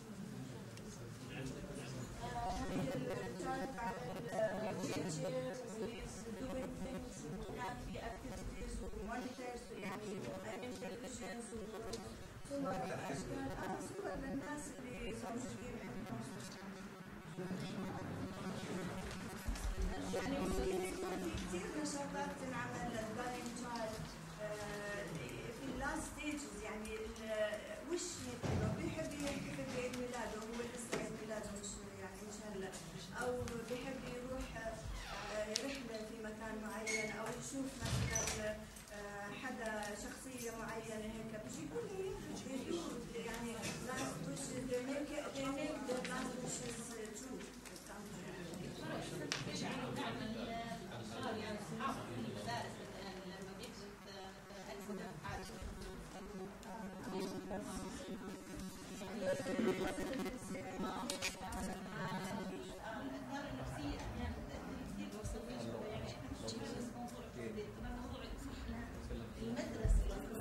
with the situation نتعاطف مع الموقف بنعيش معاهم as if we are involved and part of the family, or to be very tough and very pathetic يعني we don't feel for them deep involved بيها, and I want to say that as nurse educators we are responsible. How you are teaching your student, how you are allowing your student to ventilate and to express feelings. من حق الطالب لو في situation cannot deal with the situation of death, they want to cry, they cannot stand, allow them. Don't always use evaluation as a weapon and say you have to face the situation. You are the nurse, how you can cry? They are human beings. They can cry. Let them go for a while, for a break, and tell her cry, and then come back. لكن احنا when we teach them that they have to be very tough in the situation, later on they will not express any feelings. شوفيها واقفة زي الماشين, must face. وتقولي how comes that she is not expressive? How comes she is not expressive? The situation is very sad وهي واقفة as if she is not part of the situation. this part الدكتورة إحسان حطيتها في السلف awareness, وأنا فاكرة وأنا student درست حاجة في السايت اسمها transparent self. والtransparent self بيقول لك how you can prevent your students to reach the stage of showing discomfort. Always let them express their feelings. Always let them ventilate. It's their right. احنا human beings يا جماعة قبل ما نبقى health care providers. مش معنى that we are the nurse responsible that I don't feel. I can't cry. We have. So teach your students, give them a break, give them the space in order to express their feelings. Don't use the evaluation always. Dr. Ansar.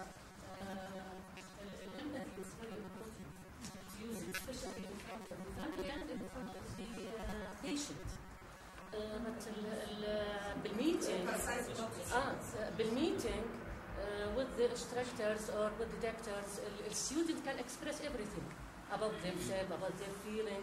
That's very important to express, but not in front of the patient. لأنه النيرس support should be supported system للفامily and to the child also. It's very important to understand and to understand the feeling. أنا جربتها as a teacher. Sometimes it's very hard for the student to be alone. When you put another one with her in the care, فبيديها support. فأنا دايما كنت بعملها if I have a critically ill patient and the student cannot stand in the situation alone, أحط معاه another student. So this gives her courage and support.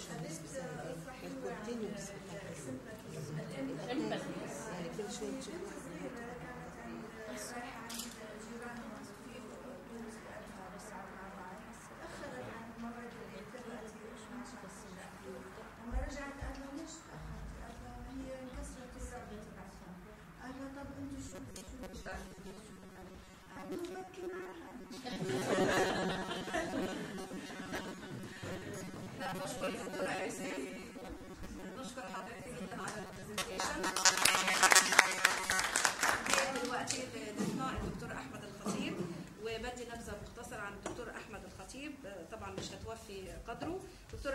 خطير. حاليا هو مدير مركز التدريب والتعليم المستمر بمركز الحسين للسرطان. اخذ البكالوريوس التمريض من جامعه العلوم والتكنولوجيا، ودرجه الماجستير اخذها من جورج تاون يونيفرستي من واشنطن دي سي في الاونكولوجي نيرسينج. ايضا اخذ ماجستير في السنتس ادمنستريشن والدكتوراه في الاونكولوجي نيرسينج. حاليا هو كمان convener of National Palliative Care Committee في WHO Advisor for Cancer Control Plan. دكتور احمد، قبل ما حضرتك تبدا التوك بنحب طبعا نقدم لك هديه بسيطه من جامعه الزيتونة الاردنيه. اسم جامعه لا التوك على اساس ان التوك اكيد هيبقى فيه ديسكشن والوقت يعني الدكتوره امال فتحي عبد الكلية تحب تقدم لحضرتك درع الجامعه كشكر وتقدير لمشاركتك.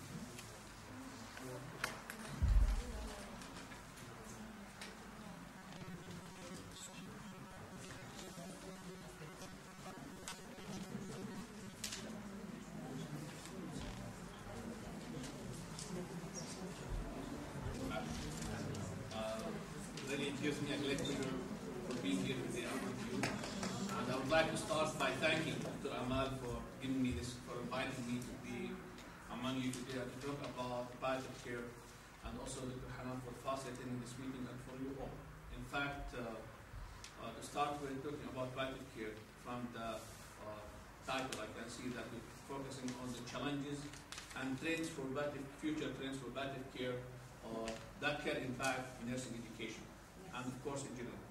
So I have two presentations, and I think I have like 1 hour. How much time do you have? Yes. Can we finish at 2 or before? Before. Okay, so 1:30. And I don't think I need to go through all the presentation and to talk too much.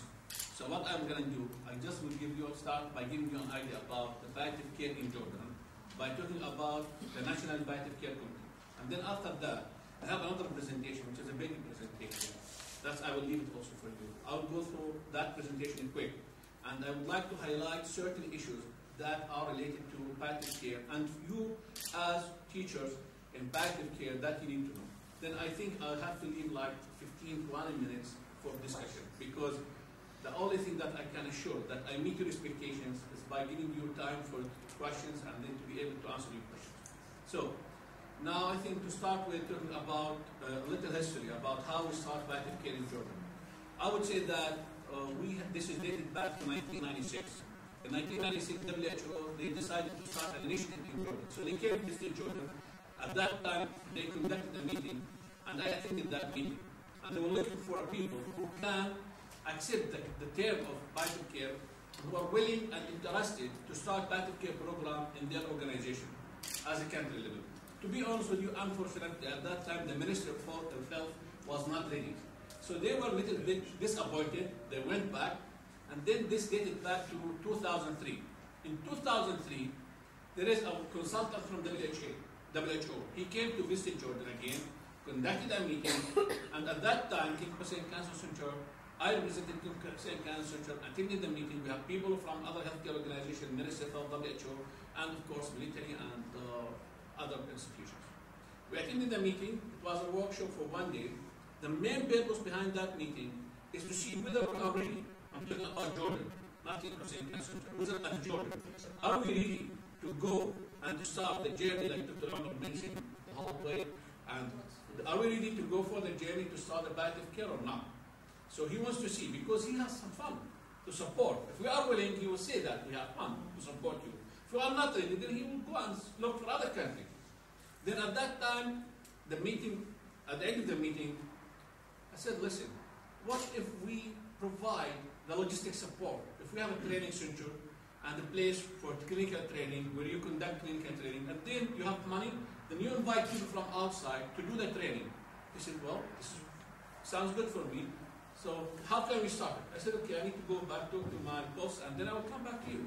I talked to the Director General at that time, Dr. Samir. He was very interested in the training and very supportive. He said, go ahead. So we started with the WHO.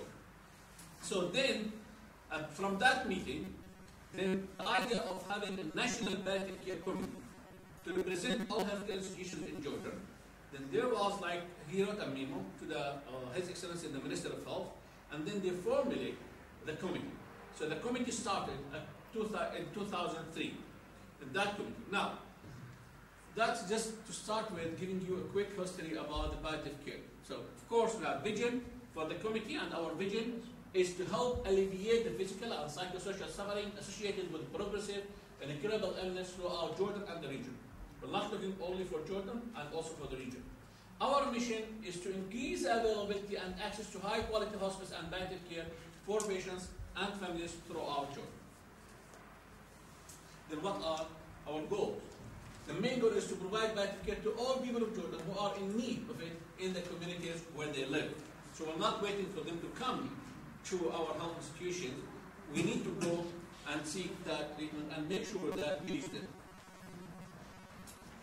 The objectives to integrate palliative care and hospice principles into the national health strategy. Now, this is very important. I will tell you why. We adopted what we call the WHO umbrella. In the WHO umbrella, we have three things that we need to focus on. I'm going to show you that one. It's like triangle. They say that if you want to have effective palliative care program in your country, then you should have three things. You start by having policy, then you have to make sure that you have the required policy. You go back and see the legislations, the regulations in the country, revise these regulations, see what changes you want to support the palliative care. Of course, we're talking about the narcotics. And then you have to make sure drug availability, that the narcotics opioids are available. And then you have to have education and training. These are the three dimensions for this triangle. Then we say, okay, so based on that, our objective is to make sure that we integrate the concept of palliative care in what we call the national strategy.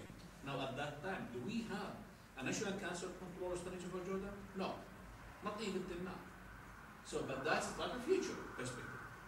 Then assure availability and easy access to opioids. So that again has to go with the drug availability.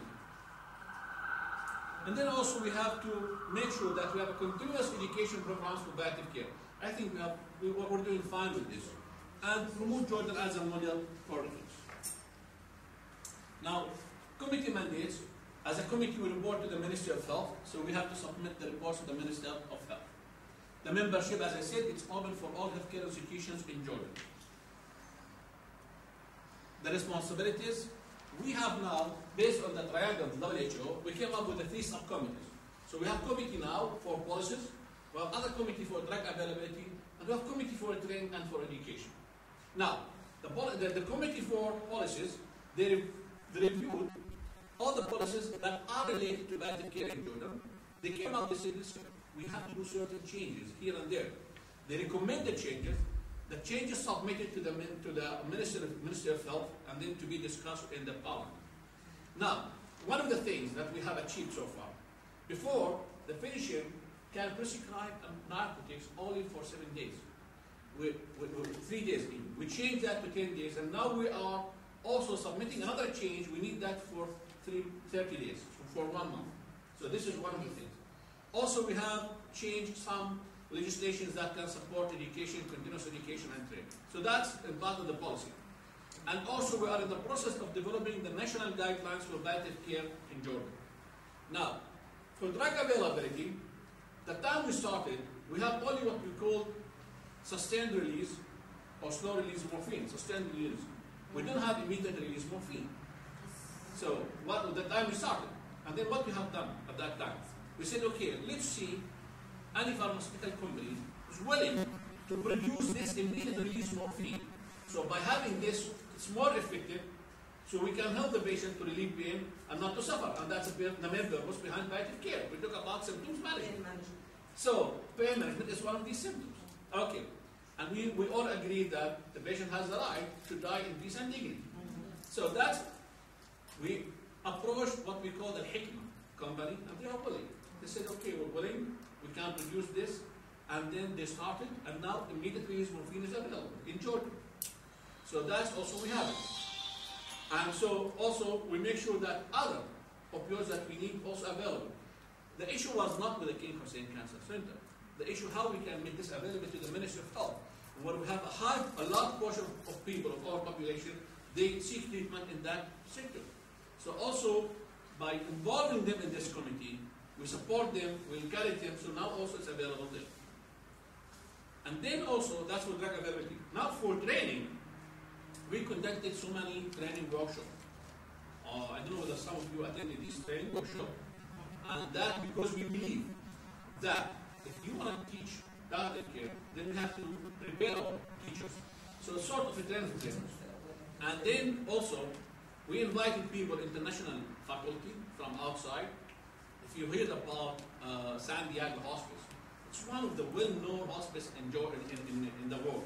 So we invited them, they conducted so many workshops, and they train our people, and then we start training the other people.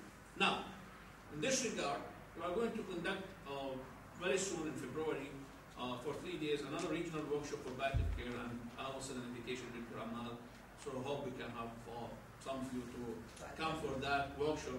So that's again, that's a regional workshop. Of course, we're not going to stop for that one. And if you want, for example, to have a workshop for the teachers here, we can arrange for that one here in-house. So we can have our people come here and do something for you. We can have 3, for example, are interested, and then make them also attend other activities. So training is very important. We do have in-service training. We have conducted so many training workshops for palliative care. Now, for education, we have another committee for education. And that committee for education, we have 2 committees. One for physicians and one for nursing. Imagine if you conduct a survey right now and see how much we have in the undergraduate curriculum in terms of pain management or palliative care. I'm talking about both. School of Medicine and School of Nursing is not that much. It's not there. So imagine if the physician will be graduated from School of Medicine and start working in the hospital with nothing about pain management, and all of the people now talking about pain, it becomes like a 5th vital sign. And if you go to accreditation, any accreditation, national, international accreditation, like for example the JCI, which is the worldwide accreditation, Joint Commission International Accreditation, they have set a standard, and one of these standards is about pain management, pain assessment, pain reassessment. So the hospital cannot be accredited if it's not implementing, and if they don't have really document to prove that they really care about pain assessment, pain reassessment. So this is very important. Not only this, also as Dr. Sam mentioned about the end of life issues. DNR, don't resuscitate. I'm going to talk about this also later. So this is very important. So that's for education. So they met, so they have these 2 subcommittees. The School of Medicine, they met and they come up with a curriculum standards that can be implemented in the School of Medicine. We're not talking about for that time being for the undergraduate to have like a separate credit. It's up to the university to decide whether they have like, if they want to go for like 1 credit hour, or for example, that concept of palliative care to be integrated for the community or medical surgical. I know it can be integrated in other courses as well. So that's for you to decide. But at least we'll make sure that when the students graduate, at least they have an idea about what we mean by palliative care, and if we talk about pain management. So just touch base. So that's for the School of Nursing also. We have curriculum ready. I gave you a copy of that one. This I give you a copy of that one. Okay, Dr. Khalid also is having something that give you. So that's the curriculum that we prepared. It's like some sort of like guidelines. If any School of Nursing, for example, they want to decided to go and start implementing palliative care, or integrating or incorporating the concept of palliative care in their curriculum, then they can use it. We're not looking only for undergraduate.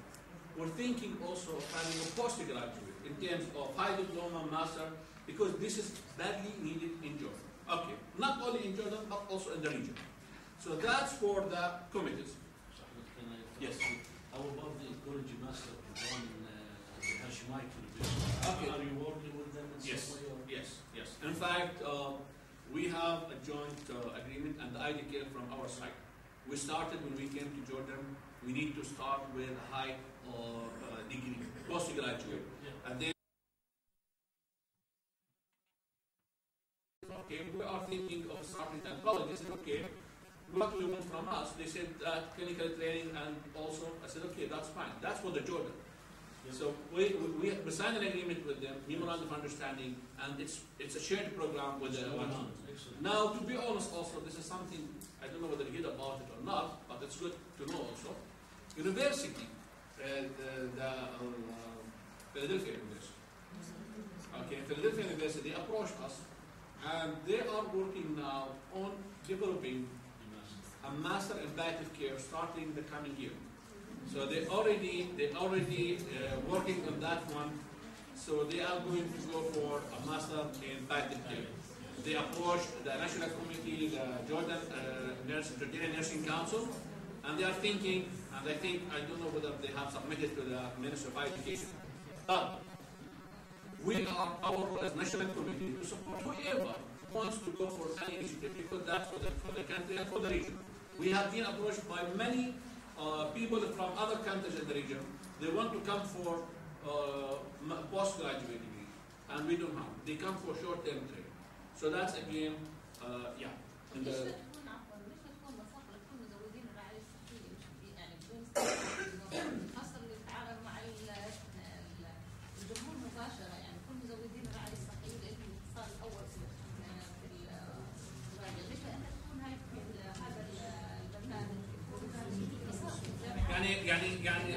let's talk about two different things here. We talk about the service, we talk about the academic.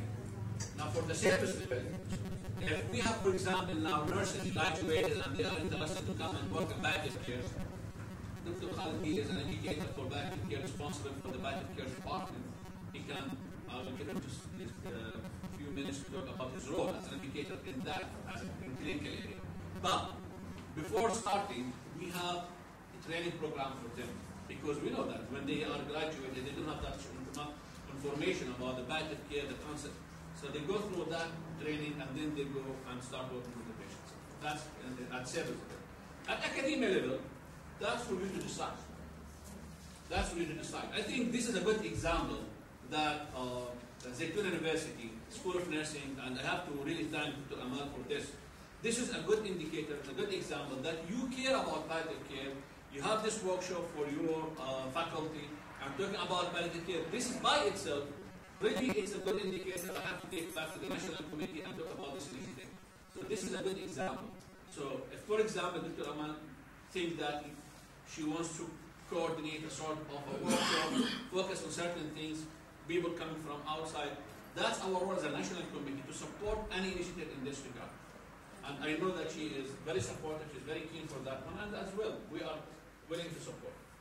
So, again, we may be in very near future, we're thinking to have a course, design a course only for the faculty, focusing on something from different universities, School of Nursing, to focus more about things that you as a faculty you should know, especially for those who's going to teach palliative care, by having also speakers within the Jordan from the region also. So this is, we are going to design such, and I think you will be involved with that. Okay, so that's also, we think as a National Committee, this is also part of our responsibility. Okay, now, policy, I mentioned about the policy, like availability, education, infrastructure, focus areas. Okay, here, as I say, you can see, this is the triangle and the three dimensions that we need to focus on. Now, the future plan for the National Committee to increase the number of trainees capable of conducting palliative care training, both at national and regional level. This is also, as I mentioned, we have another regional workshop coming in February. Establishments of network among international, regional, and local healthcare providers in promoting, collaborating. This is very important when we talk about network. Now, for you, and I will communicate with Dr. Hanan. We do have a lot of resources that can help you, especially those who are interested in palliative care. Like, for example, we have published now an article about Jordan Palliative Care Initiative. That article is published, I can send you that. We have also people, researchers came from NCI, National Cancer Institute, and they met and they interviewed people working in palliative care, and they published a report about palliative care in Jordan. That one is also very important for you, because that one is talking about the history of how palliative care evolved in Jordan from 1996 till now. So that's also, I'll make it available. We have also the WHO and another resource, WHO, they also develop a booklet about palliative care. That one I have a soft copy, I can send it again to Dr. Hanan. So that's a resource. But we have a lot of websites that you can also access, and they have a lot of information about palliative care. Now, these are the things that I will make sure that you will have. Of course, whatever resources, we have a plenty of resources. So, but I'm trying to make sure that, first of all, whatever about Jordan is very important, but then we'll talk about regional level and then, of course, international level to compare ourselves and see how we are doing in that area. So that's part of establishing the network. Please go ahead. Another question. Like now you are collaborating mainly like with an outside body with the WHO. Not only the WHO. WHO is one of these things. Okay. In the States, there's the consortium in palliative care and hospice care and end-of-life nursing. Yeah. Are you working Yes, we with are. them?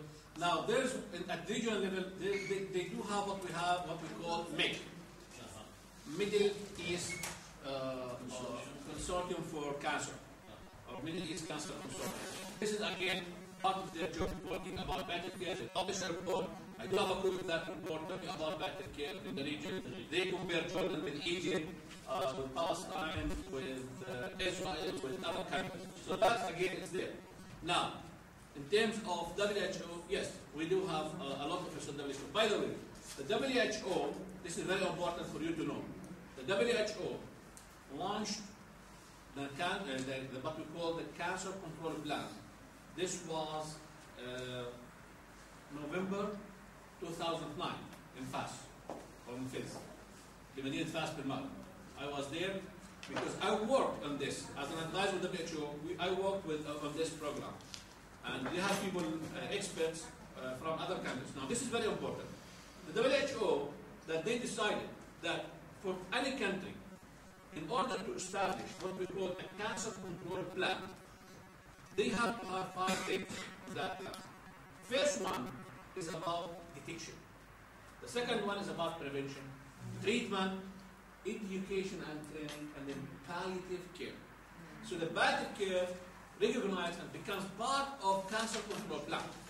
And then they invited all the Minister of Health, and they also, the Ministers of Health, they discussed this with them, they gave them that plan, and then they urged them to start implementing this cancer control plan as part of the national cancer control strategy or national health strategy in their countries.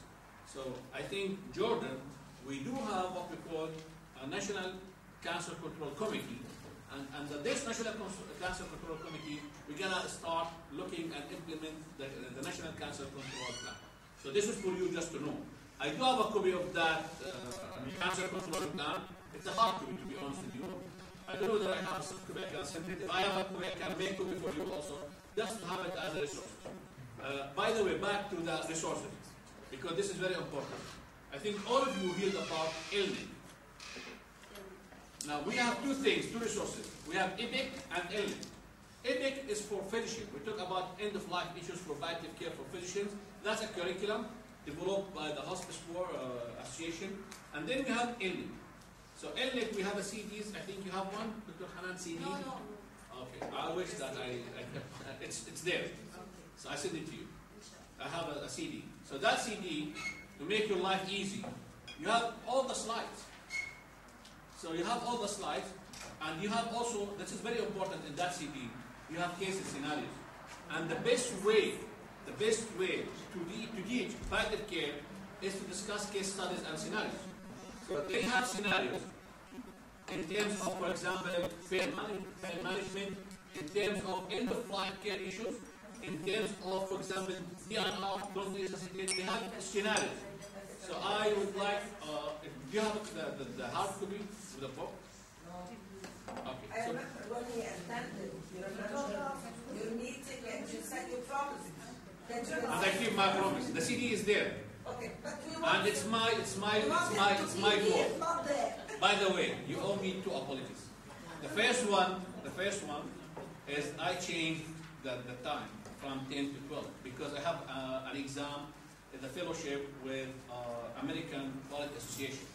So they have to make the exam from 9 till 11. I don't know that I will finish with 1 hour. So that's why it changed. So that's number one. Number two is that also I send you the presentation by email, but it seems that it was my fault again because we didn't receive it. So you have also the presentation. Having said that, I will contact Dr. Hanan as per. So you will be like a facilitator. Yes. The liaison will say to give you all the resources. Okay. Now, so that CD is very important because that one, to be honest with you, I like the way that they bought the slides and then they discuss the slides and the cases and all the scenarios like that. So that's about the network, about the resources. Again, whatever resources you want, let us know and then we will provide you with them. We are now, it's the era of information, and we know that we can share all the resources that we have. Now, the constraints. Do we have constraints? Of course we have constraints as a committee. I'm talking about the national committee. Some of these constraints are lack of physicians participating in training. Again, we do not have much physicians who are really interested in palliative care. This is very important. However, we do have, I'm not talking about 10% cancer center. We're talking about other health institutions. This is the national level. Lack of administrative support to implement palliative care programs in health institutions. From our experience, we send an email, a memo, invitation for the health institutions. We're going to conduct our palliative care training. Send us your people. What are criteria for them? At the end of the day, like for example, it happens. The medicine always send like about 15 physicians, nurses, pharmacists. Now, how many of them they practice palliative care? None of them. They went back. Some of them they resigned. Some of them they're working even in an area that are not related even for anything that relates to care management. And they are not interested. So again, this is not really still one of the problems. So we keep telling them, okay, now we'd like to have candidates with the following criteria. In some way, just trying to make sure that we have a good candidate. The current 10-day limit, okay, that's still a challenge. And as I said, we changed that one to make it for 30 days, the limit for prescribing narcotics. Shortage of narcotics preparations. Again, this is another issue. And Jordan FDA currently regulates the quantities of these supplies. Sometimes we have problem here in Jordan because في عندنا شيء اللي هو مكافحة المخدرات. هدول اللي هم they control narcotics. They have problem with the Jordanian اللي هو FDA, Jordanian Food and Drug Administration, منظمة الغذاء، مؤسسة الغذاء والدواء الأردنية. هلا مؤسسة الغذاء والدواء الأردنية support us. But again, في مكافحة المخدرات they consider that this is obvious. But then you have to make sure that how you control this or misuse of these narcotics. Still, this is again an issue. We have support from here, we have support from there, and then we're working on that. Yeah.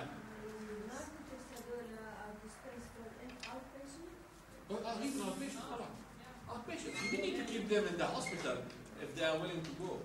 But again, you send them, like for example, a prescription now for 10 days, and sometimes حتى احنا تجاوزنا 90% cancer centers. We send for 30 days. Even that still the laws is not yet approved. Yes, prescription. You have, of course, you have to make sure that identity and the medical record number, things like that. But again, the issue is if they die, for example, how you make sure that they retain that amount. That's another issue. But we control that. But we know that we have problems, but not because we are scared about the problems to impact the quality of life of the patient. And we have to take into consideration what about the people who are living in Cap and Aqaba. You want them to come every 10 days for refill for the medication? This is again, we have to think about these things. Yeah. Prescription about the narcotic, only they are given in 14 days only, not for 30 days. I'm telling you, the current practice now in Jordan, it's only allowed for 10 days. Why? This is a painkiller. But that's why, as National Committee, we agree with you. Yeah, that's why we agree with you. I second your appointment. We said now we want to make it for 30 days. And we have already submitted this to the Minister of Health. It has as a law. It has to go to the Parliament, and then we have a health committee in the Parliament. They have to approve it. بعدين بنروح على السيناتورز بعدين بتروح على المينستر على البرايم مينستر. سو يعني بروسيس يعني بالاخير المريض ممكن بعد مستند ايش؟ The MRR it was not available there. It was not available. Where? In KHCC. Talking about the main that triggers morphine. Yes. هلا انا بقول لك ليش. This is very good question. حلو يعني it's good that you raise this point. هلا back to the الحكمة pharmacy. Yes. Pharmaceutical company. الحكمة they produce this amount. When they produce this عندي projection. أي شركة بدها تستثمر في شيء شوف قديش الربح تبعها قديش الكونسمشن راح يكون. هلا بجوز انا كنت باجلها لان بدي اوريك سلايدز بعدين بالمحاضرة الثانية بس خلينا نحكي عن الموضوع. بس راح اورجيك ارقام اوكي. هلا عملوا شو راح اوكي. هلا فعملوا الدراسات على اساس الاستهلاك الكونسبشن لازم نحسبه معين. ended up انه اللي عم يستخدم ميلي الميديز مورفين كينج حسين كانت سنتر. الوزاره ما عم تستخدم فلوس وما فلوس ودواوين الجهات الثانيه. فاللي صار عنده الحكمه ما فلوس معها الموضوع.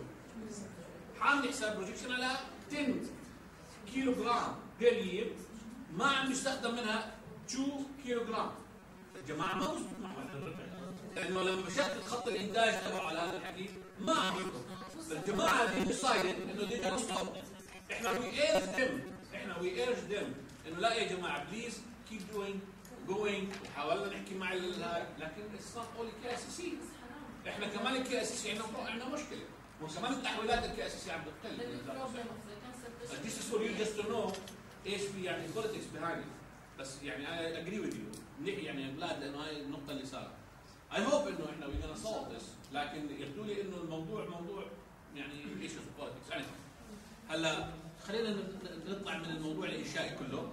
خلينا نحكي بس على السريع. انا طلعت على definitions that you have. انا لاحظت انه 1999 ففي تعريف جديد تبع WHO 2002 عدل على 2008 بس هذا كمان 2002 وبنينا احنا كمان بدنا مش كثير. بس هو الفكره كلها انه is an approach that improves the quality of life. It's mainly talking about quality of life. يعني الكي ووردز ما تغيروا. And their families facing the problems associated with life-threatening illness for the prevention, relief of suffering by means of early identification, impeccable assessment, treatment of pain and other problems, physical, psychosocial, spiritual, intellectual, whatever we talk about holistic approach اللي بنحكي عنه دائما. I think all of us agree with this. طبعا palliative care also humanitarian need is an urgent humanitarian need worldwide for people with cancer and other chronic fatal diseases. خلينا نحكي على هاي النقطة for cancer. هنحكي على آخر تقرير اللي هو 2007 اللي طلع من الجوردن كانسر ريجستري. الجوردن كانسر ريجستري اللي هو سجل السرطان الوطني أو سجل الوطني للسرطان established in 1996 في الأردن. هذا اللي بيطلع الإحصائيات. طبعا بيطلع إحصائياتهم كل 3 سنوات. فهلا بآخر تقرير عندهم 2007. 2007 الداتا بتحكي انه الانسيدنس اللي هم النيو كيسز النمبر اوف نيو كيسز بالدياجنوز بالكانسر بنحكي على 2007 طلع عندنا 4600 حاله. هلا العلماء بيحكوا الاكسبرتس بالبالياتيف كير بقول لك احنا عندنا مشكله في الاردن. ايش المشكله في الاردن؟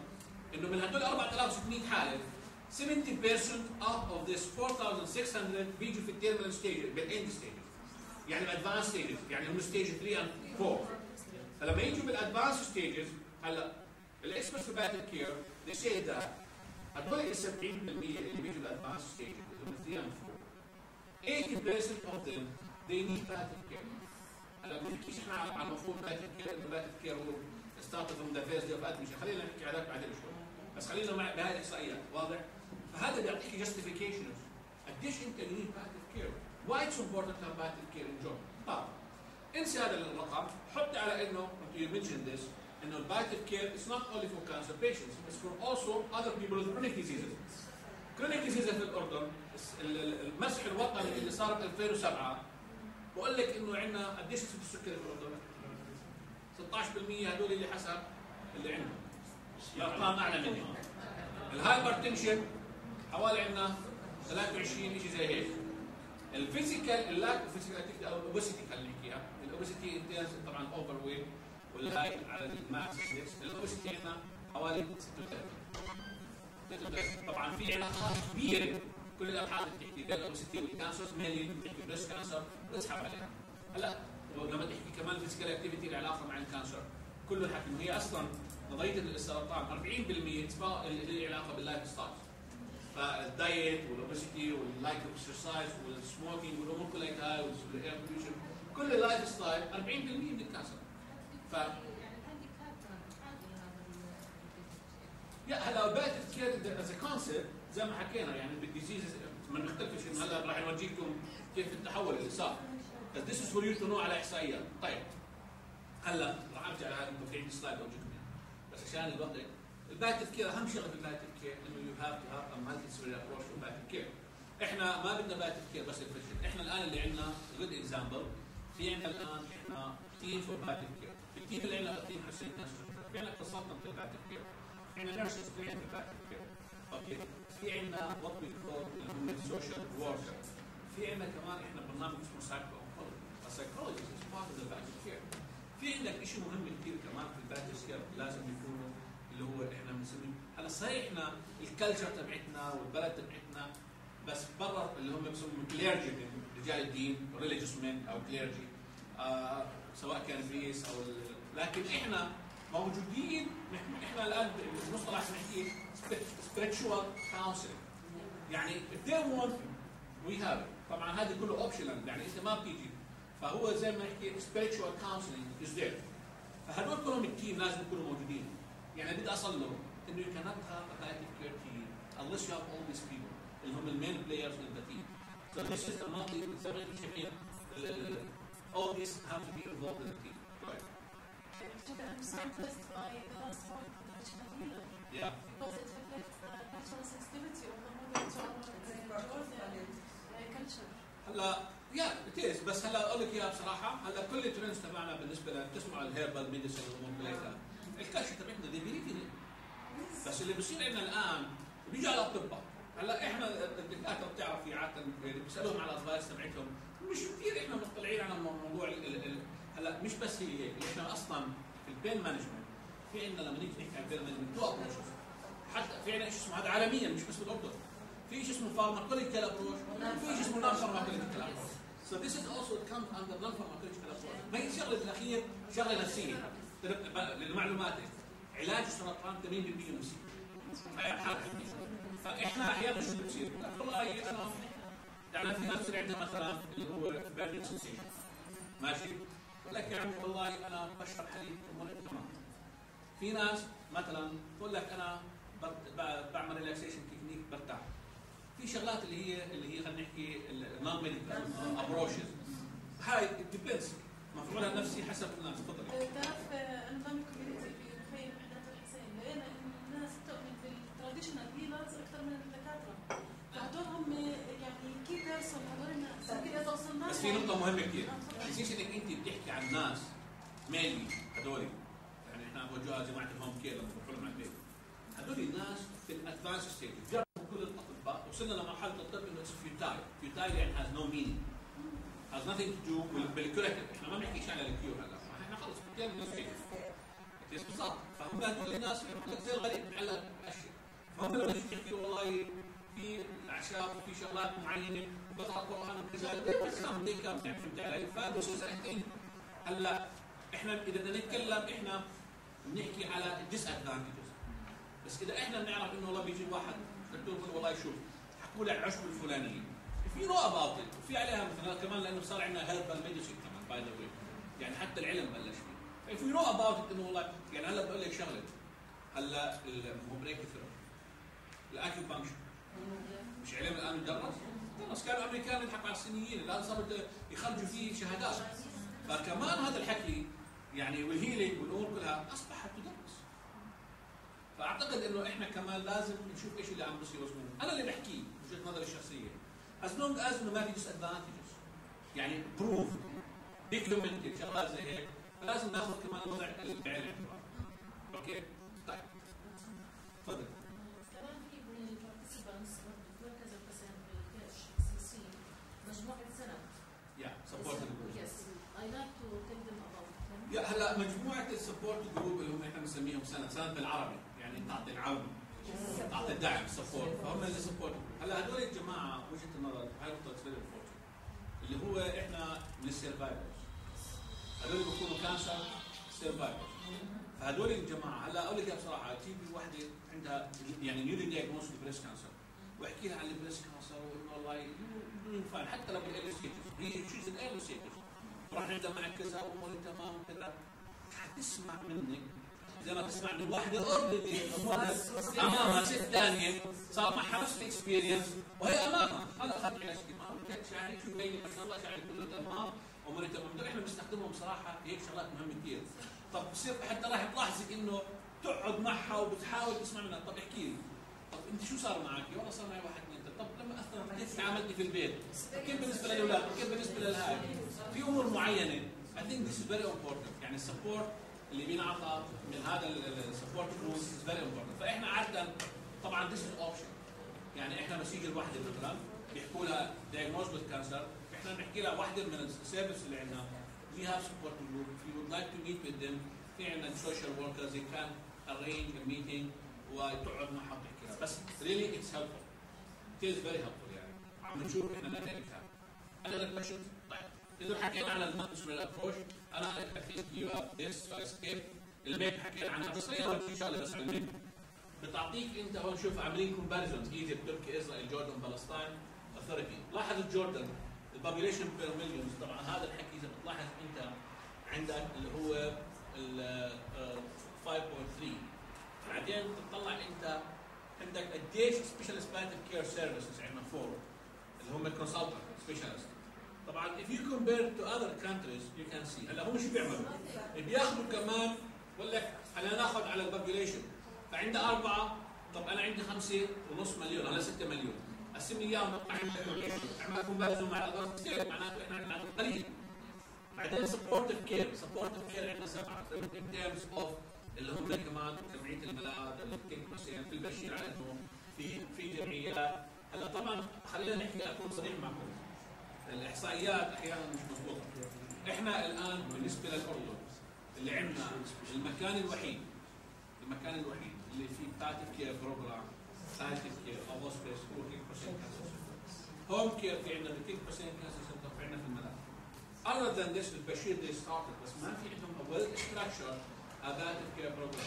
المستشفيات الثانيه عم بيحكوا بس ما في well structured بروجرام في Palliative كير so far in Jordan عشان تكونوا بالصوره. هلا باك برضه للنقطه اللي حكيناها بالنسبه للكونسبشن. هلا احنا بنحكي واحد سال السؤال بقول لي is it effective the Palliative care program in Jordan؟ لازم تصير 2003 احنا عملنا شغل كثير بس هلا مش بتصرف انه نتكلم عن الاكتيفيتيز that we have done as a national Palliative care committee. لكن السؤال انت الان زي ما انتم رح تعملوا when you start educating your students about the Palliative care of their management هلا see the outcomes it's going to take time. Triple T things take time. فانت ممكن انت والله الان you started 3 years from now or 5 years you can go and reassess and see whether this has some impact على النولج تبعتهم على الاتيتيود تبعتهم او كاب ستدي you can tell about that one but definitely مش right now لما احنا فاحنا 2003 ل 2009 2010 واحنا we can see اللي راح نشوفه الان لما حكينا مع الحكمه توفير immediate release morphine والeducation والاويرنس والتريننج انعكس ايجابا. عشان اعطيكي انديكيتر ب 2000 بعام 1998 كان هذا واحد انديكيتر عالمي بيستخدموه عشان يشوفوا كيف بالنسبه للباليتيف كير اللي هو الكونسبشنز تبع المورفين ملي جرام بير كابيتا للانديفيدوال قديش الكونسبشن ملي جرام بير كابيتا هذا اصلا انديكيتر. بالاردن بال 1998 كنا احنا 0.2 ملي جرام بير كابيتا ماشي. الافرج العالمي 5.5 ملي جرام بير كابيتا احنا كنا 0.2 بس في دول عربيه ثانيه يعني 0.000 بعدين ماشي. الان ب 2002 2006 خلينا نحكي عشان نعطي احصائيات جديده هاي 2006 استطعنا انه نحصل 1.06 ملي جرام. الان بدي اعطيكم شغله اذا بتطلعوا على الاحصائيات لبنان صادق ب 92 كانت اعلى منا. عم نشوف الجديد هون اللي هم مش رح يشوفوه. هيك صار لي طيب على كل المحاضره راح تجيكم يعني كلها موجوده، بس بدي اورجيكم الشغله انه يو كومبير لبنان كانت اعلى من الاردن 0.9 هذا بال 98 هلا احنا اعلى منهم. لو تلاحظوا هم 0.9 احنا 1.2. مصر كمان لسه يعني كمان بالنسبه للكونسبشنز للمورفين بالملي جرام بالكبد، هذا الانديكيتر عالمي. فتركي 0.3 لسه احنا كمان اعلى. سايبرس 2 بوينت اعلى. طبعا بس اوريكم شغله، طلعوا اسرائيل 5.3 يعني قريبين من الرقم العالمي. هلا ليش سؤال؟ ليش احنا الكونسبشنز عندنا للمورفين قليل في العالم العربي؟ احنا لسبب انه اول شيء الاطباء عندهم مشكله بموضوع المورفين، بريسكربشن المورفين، بخافوا شيء اسمه اللي هو ايش؟ فوبيا، بيوت فوبيا، بخافوا من شيء اسمه ادكشن. ستيل وي كانت ديفرنشيت بين الادكشن والفيزيكال توليرانس، وهذا مرحله تجاوزناها. هلا هذا التريننج والاديوكيشن بنشجعهم، وكمان بدك مش بس هيك، بدك كمان ليجيسليشنز وريجوليشنز سبورت يو. تقول الطبيب والله اكتب لشهر، بقول لك القانون ما بيسمح لي 10 ايام، بس لو القانون بيسمح له يو انكرج ذم. عشان هيك لما حكينا على تريانجل لازم تشتغل على ثلاثه مع بعض، ما بصير تشتغل على واحده بدون واحده. اذا ما اعتبرتيه ليش لازم؟ لانه هلا العالم كله بقول لك المورفين هاز نو سيلينج. طب المورفين هاز نو سيلينج، المريض عم بتوجع اعطيه مورفين، اذا رجعوا زيد الجرعه، اعمل تايتريشن، هاز نو سيلينج. ما خلاص خايف لي والله المورفين خارج عم يزود ضعيف. فذيس از فيري امبورتنت. هلا هذا الحكي از gonna take time to change المنتاليتي اللي عند الناس والكونسبشنز اللي اوريدي بريوكيوبايد ثوتس عندهم الموضوع. This is the challenge اللي احنا عندنا لحد الان الموضوع اللي هو التريننج، بس انا هذا حبيت اعطيكم اياها سلايد. It is an indicator how progress احنا we achieve as a national palliative care injury. Clear? Yes. And this is again هلا السؤال، عملت دراسات وعملوا بروجكشن based على number of population بالأردن وعلى احصائيات الكانسر والكلينيك ديزيزز. قديش احنا بدنا palliative care services per 100,000 per population. We are still way behind. So we have a very strong justification that this is a bad need, not only non-clear cancer patients, for the chronic patients, for all patients injured. طبعا medication. The number before the name of the country, is it the range according Yes. to the consumption بالعالم كله. So what's number one? USA 3, Canada 2. لا النرويج I think. والله I think. Scandinavia. That's good. طيب هلا بعد كيف خلينا نسكيب بالانشاء كلها. طبعا هذا اللي هو احنا حكينا عنه وي ستارت بالهاي احنا بالبرزنتيشن بالدايجنوستس وي ستارت بالباليتيف كير، بعدين بالالنس، بعدين حتى افتر ديث ستيل وي دو باليتيف كير. الاكسبيرينس بالهوم كير دي جو مراحل اللي هو الكونسيرمس، العزاء، الجريفنج بروسيس. هلا بس بنتقل بدل ما نكون التركيز تبعي على البيشنت بصير على الفاميليز. بس احنا عشان هيك بنحكي بالباليتيف كير مش بس اول البيشنت الفاميليز. فذيس از فيري امبورتنت للتراجكتوري تبع الباليتيف كير. هاي اول واضحه عم بتشوفي انت بالخطوط بعد الديث، لاحظي بوقف عندنا البيشنتس، بعدين بصير التركيز وين؟ على الفاميليز. نقطة مهمة كثير الهيلث كير بروفايدرز. This is very important. الكير جيفرز is very important كمان. ما زي ما حكت الدكتورة عن الاكزامبل التمريض اللي بتعاملوا يعني كمان this is we are a human being. ف we have to take this into consideration. عشان هيك بجوز هلا احنا بنعمل بعض النشاطات للجماعة تبعون النيرسز اللي بيشتغلوا في الباليتيف كير والفيزيشنز من ناحية ستريس مانجمنت ريلاكسيشن تكنيكس، بنعمل بعض الشغلات. This is very important. حتى الكونسل. طيب بري بلاننج انا would like to skip all these things. اوكي هلا الرول تبع البيشنت، الرول تبع النيرس، الرول تبع السوشيال وركر. تذكروا لما حكينا عن المانديسيبلينري اللي هو التيم، كل واحد الرول تبعه موجود. I don't want to talk about this one. بس اذا تلاحظي انت كمان على الديفرنت ليفلز اللي عندنا سواء من هاي نقطة مهمة اتس فيري امبورتنت ذس. بتتذكروا اللي حكينا عنه على الباليتيف كير. هلا كمان زمان كان الباليتيف كير انه الناس بتفكر الكونسبشن انه الباليتيف كير ستارت بس اونلي فور ادفانس يعني الديزيز او الكيس. This is not true. احنا حتى we start from the first day of admission زي ما حكيت بالإلنس. ولاحظوا تلاحظ مش بس اونلي على التيرشر ليفل، كانت زمان الناس بتفكر انه الباليتيف كير على التيرشر ليفل، لا ستارتد حتى على الكوميونتي ليفل، برايمري ليفل، سكندري وتيرشر. وزي ما حكينا حتى في المدارس والامور كلها. فهذا ذا نيو ترند لازم يكون واضح. educational caregiver skills المطلوبه، كيف تعمل باك كير بروجرام. اعتقد هاي انا حكيت عنها. موضوع انه الان الناشونال كانسر كنترول بروجرام اللي حكيت عنه بتتذكروا ال5 دايمنشنز، انه بنبدا بالاريتيشن بريفنشن، بعدين في عندك اللي هو التريتمنت، والبالياتيف كير becomes part of these dimensions. فبدك عشان يكون عندك a good cancer control program or plan, you should have palliative care addressed as one of these dimensions. هدول التريانجل اللي حكينا عنهم، drug availability, good education, policy, they have to be there. هاي كتب موجوده بالنسبه للبالياتيف كير، كلها published، بتحكي عن بالياتيف كير. كمان هاي السلايدز موجود عندكم، وهاي كمان بعض الويب سايتس. هاي الانترناشونال بالياتيف كير ريسورس سنتر، على الويب سايت ايش بورجيك اياها، ايش الشغلات اللي افيلبل. كمان you can access هذا الويب سايت تشوف. طيب انا at this point I conclude my presentation, so I will stop here and thank you for your attention, and I will open the floor for any question. Yeah, please. هو عندي بعض التساؤلات. البالياتيف كير والهوسبيس، the client who need palliative care, is it recommended إن هو يبقى special unit or special institution؟ لا هلا عالميا الهوسبيس does not necessarily to be part of the hospital. يعني الان عندك بروبلم اسمه دار سمير شمال اسمه هاي الدوله دي. This is a good for hospice. Can be. It's not good but it can be. في امريكا كمان الهوسبيس it's they have their own entity يعني separate. مش لازم يكونوا part of the hospital.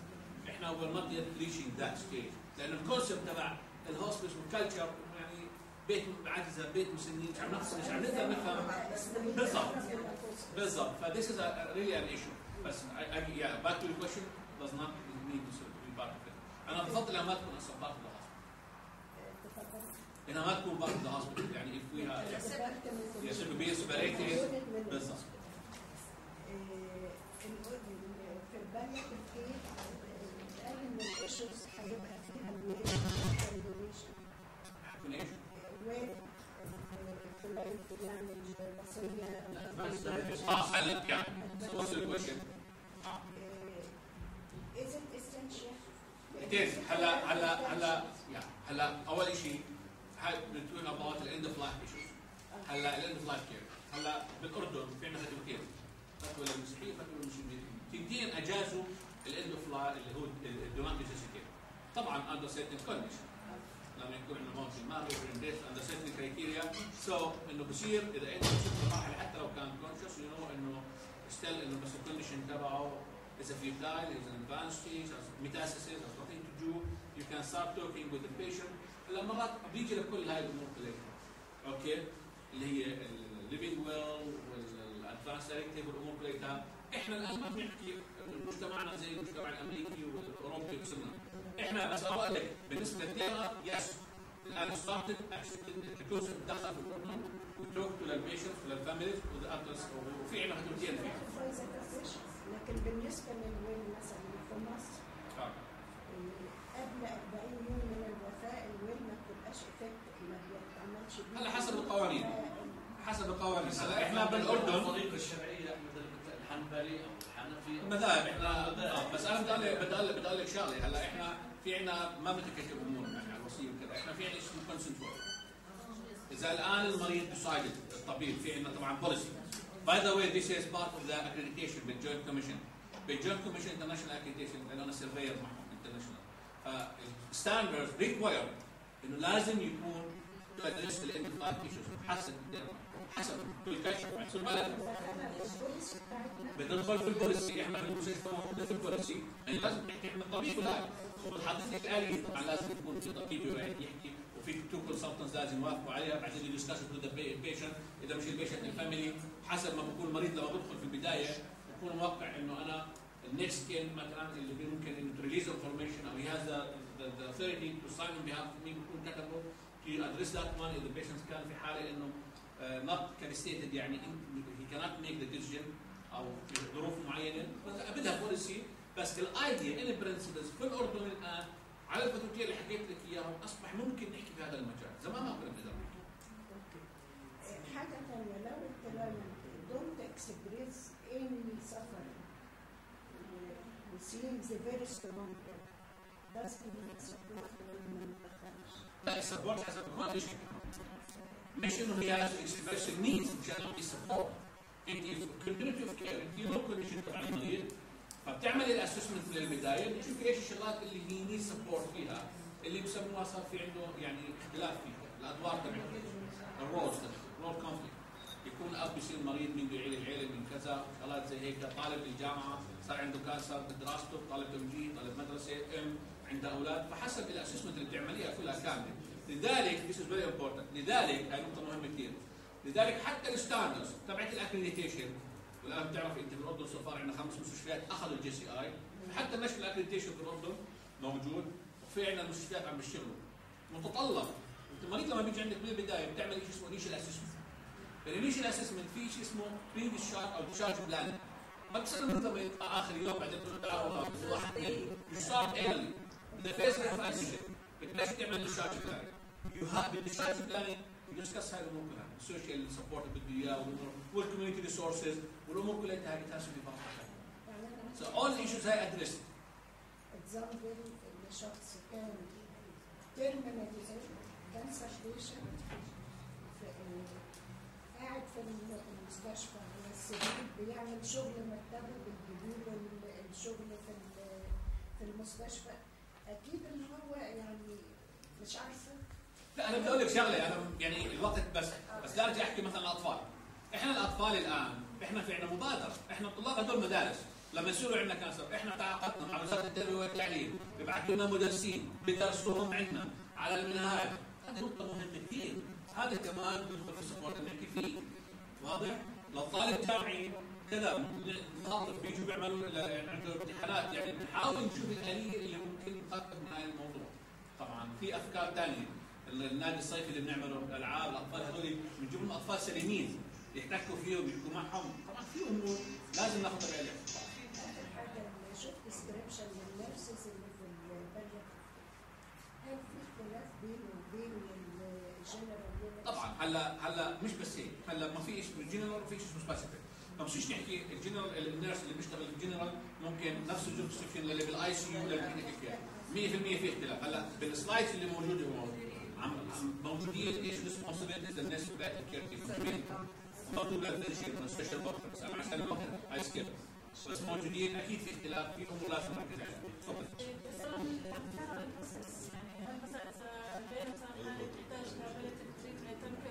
لازم من خلال دكتور هو يحول على المركز، ولا ممكن انه مثلا هلا الريفيرال بروسيس حسب الانستتيوشن، في بوليسي حسب المؤسسه، المؤسسه بترجع للمؤسسه، كل مؤسسه بتحط ريفيرال بروسيس حسب المؤسسه اللي فيها. معي يعني انا قصدي بالكوميونتي اذا رحت على بيت مثلا فيزيت ولقيت انه حالة تحتاج الى ثلاث. لا هلا هذا ما وصلناش للمرحله، لانه احنا مثلا خلينا نحكي لك اياها بصراحه، الكينج حسين ادوه بالفريق اللي عندنا بغطي على المنطقه اللي عندنا في جزء من الجيوغرافيكال اريا من عمان. الملاذ من مبدو لحد الان يدوب عم بغطوا جزء معين من عمان. هلا عشان نغطي بنركز على خارج العاصمه، عشان نغطي العاصمه لسه بدنا اذر تيمز تو بي ذير، وهذا الحكي بأكد انه الحاجه للبالياتيف كير. هلا ممكن مثل في امريكا الهوم كير دنسيتي كان له بالياتيف كير ويل، بس احنا عندنا مشكله بالهوم كير دنسيتي يعني في تنظيم هذه الامور. تفضلي. في سيرفي او في ستاتستكس بتبين مثلا مين المناطق الاكثر استخدام للبالياتيف تريتمنت، او مثلا السوشيال كلاس تاعتهم منطقيا العاصمه واللي قريبه منها. لا هو للبالياتيف كير لا هلا انسيك الملاذ خليها على جهه. لا انا بحكي بشكل عام. لا بقول لك هو مين اللي بيلعب هو في الساحه، فيش الا الملاذ كيف حسين وهم كير تبع كيف حسين هذول لاعبين اللي في الساحه. هلا للاسف في بعض الشغلات كانت الامور شوي بايظ للسوشيال للاسف يعني. هلا مفترض الحكي ملوش علاقه في الامور، احنا ما لنا علاقه في الانكم. هلا بحاله انه انت تيجي زي هوم كير جلسز يصير من شغل بالياتيف كير ومرتب اكيد. هلا نوصل لمرحله اللي احنا كنا عم نحاول نصرف هذا مهم كثير. امبلانت ريجستريشن اللي هو الانشورنس. هلا احنا بنحاول نوصل لمرحله لما يكون عندنا هذا الحكي كونها جزء من الرعايه وجزء من التريتمنت، انه نحاول انه يكون جزء من الانشورنس، لانه اكيد انا عشان اوسع التيمز وبدك ناس يشتغلوا بدك تكون في كوست. مين هو وزقنا ولا يعني اللي يتحمل هذا الكوست؟ لو كون الهيلث انشورنس ذس ويل هيلب. بس هذا انظر تشالنج يعني عم نحاول. طيب دكتور احمد بس بستاذنك ممكن اخر سؤال من الدكتور حسين اللي ناخذ تايم. طيب just 5 minutes to انا رحت على 1 ونص على 1 ونص. تايم مانجمنت. تفضل. كم دقيقة معنا عفوا بس عشان اعرف اعمل just 2 minutes. 2 minutes. نقدر نعطيك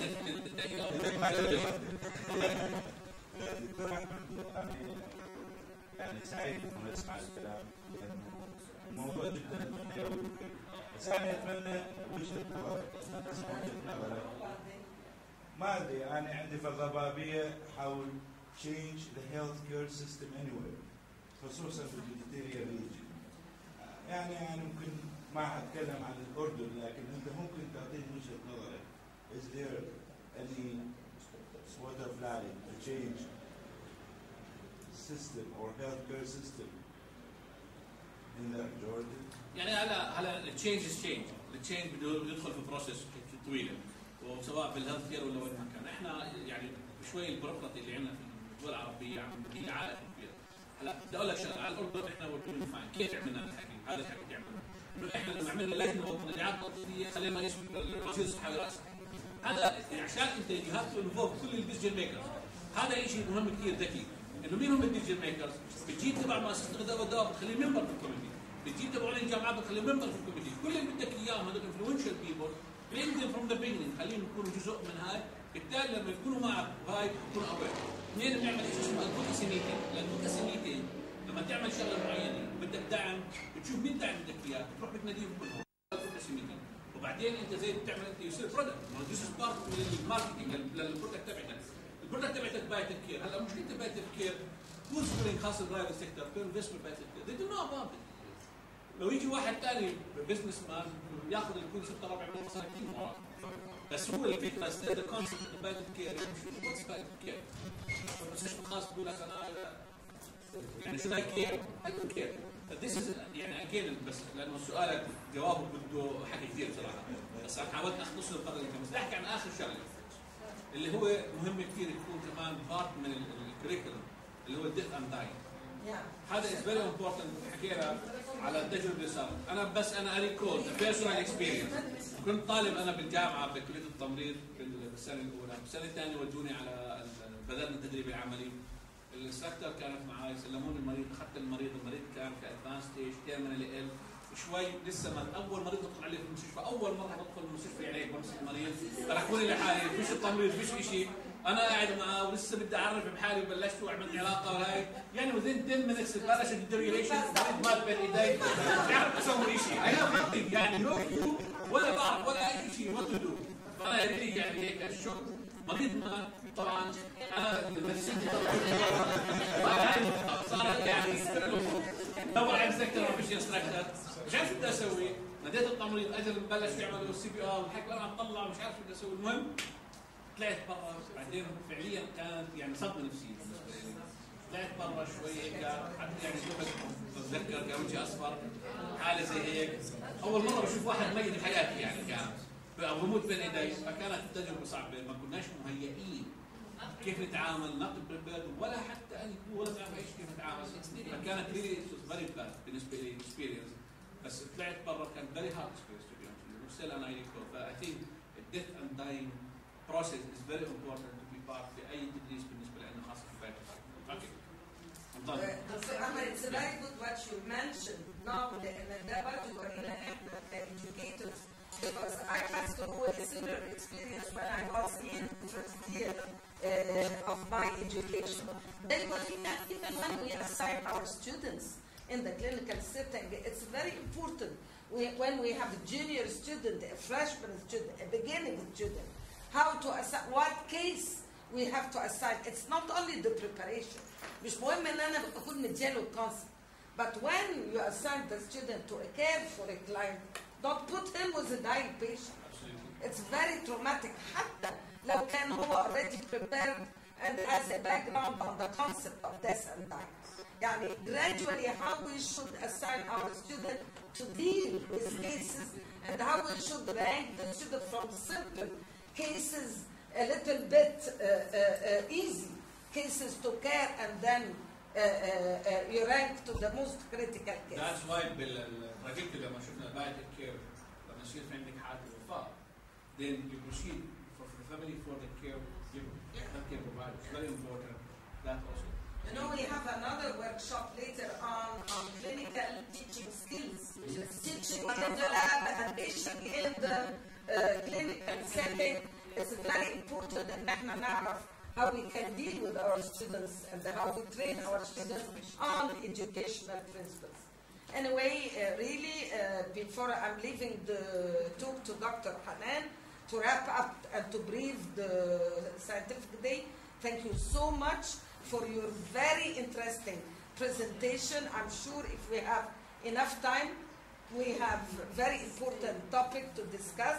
Thank you for our Dr. Omar Ghazi, Assistant Dean of our faculty, for his presentation. Dr. Ahsan, Pediatric Nursing Assistant Professor, for her presentation. And last but not least, to Dr. Hanan, the Adult Department Head, for her effort for preparing, organizing this session, wishing to all of our faculty members and the administration of our faculty more initiatives and more seminars, because I feel and I think it enriches us with skills and knowledge, which is very important for us during our work to have a change and to expose ourselves to such really rich and important talks. Thank you so much, and I leave it to Dr. Hanan to wrap it, and then we have a photo, a group photo, and then we have the lunch. Thank you so much. Thank you, Dr. Aman, and I also thank you, all of you, for your presence today and your sharing. Our recommendation will go through 3 major parts. Number 1, education. So we'll integrate all content we are discussing here in our curriculum, especially the 9 areas, and all of us has a copy from this. And also modules, 6 modules. But we really want a time frame. I will not put it as a recommendation and leave it open. No. Time frame. Action plan. Yeah. Okay, and also we will try to utilize King Hussein Cancer Center resources, which is available with Dr. Ahmed in teaching our training our students, special case scenarios, which is ready. We will use the scenario, the resources, but can we use your setting for our clinical training? Or field visit? For field visit, you will never say no. But about as an area of clinical training? In principle, I don't think a problem, but to be honest with you, because of the amount of students and the number of students that we receive from other universities, we have to work on this. يعني ايه رايك في التدريب الميداني؟ على الاقل ادوني شعبة تدريب ميداني. And I can actually support it. We recommend that use it as a field. You got this recommendation. In the second point, training, we will conduct a TOT workshop for training our faculty members about how they can teach and train undergraduate students and integrate palliative care in practice and theoretical courses. In collaboration with National Committee and King Hussein Cancer Center. Last point, research. We will try to conduct a research study to explore all dimensions of palliative care among patients, families, providers, and also in this point we will try to utilize the resources available in King Hussein cancer centers regarding articles or published researches to complete or to add in these researches. And last but not least, thank you for all, and I hope that we are fulfilled our objectives from this day. I am proud today that we have 2 faculty members from all departments who present our faculty. I don't like to talk about departments. Our faculty. It was. Okay. It is sharing. according to should not praise it, should not praise it. Anyway,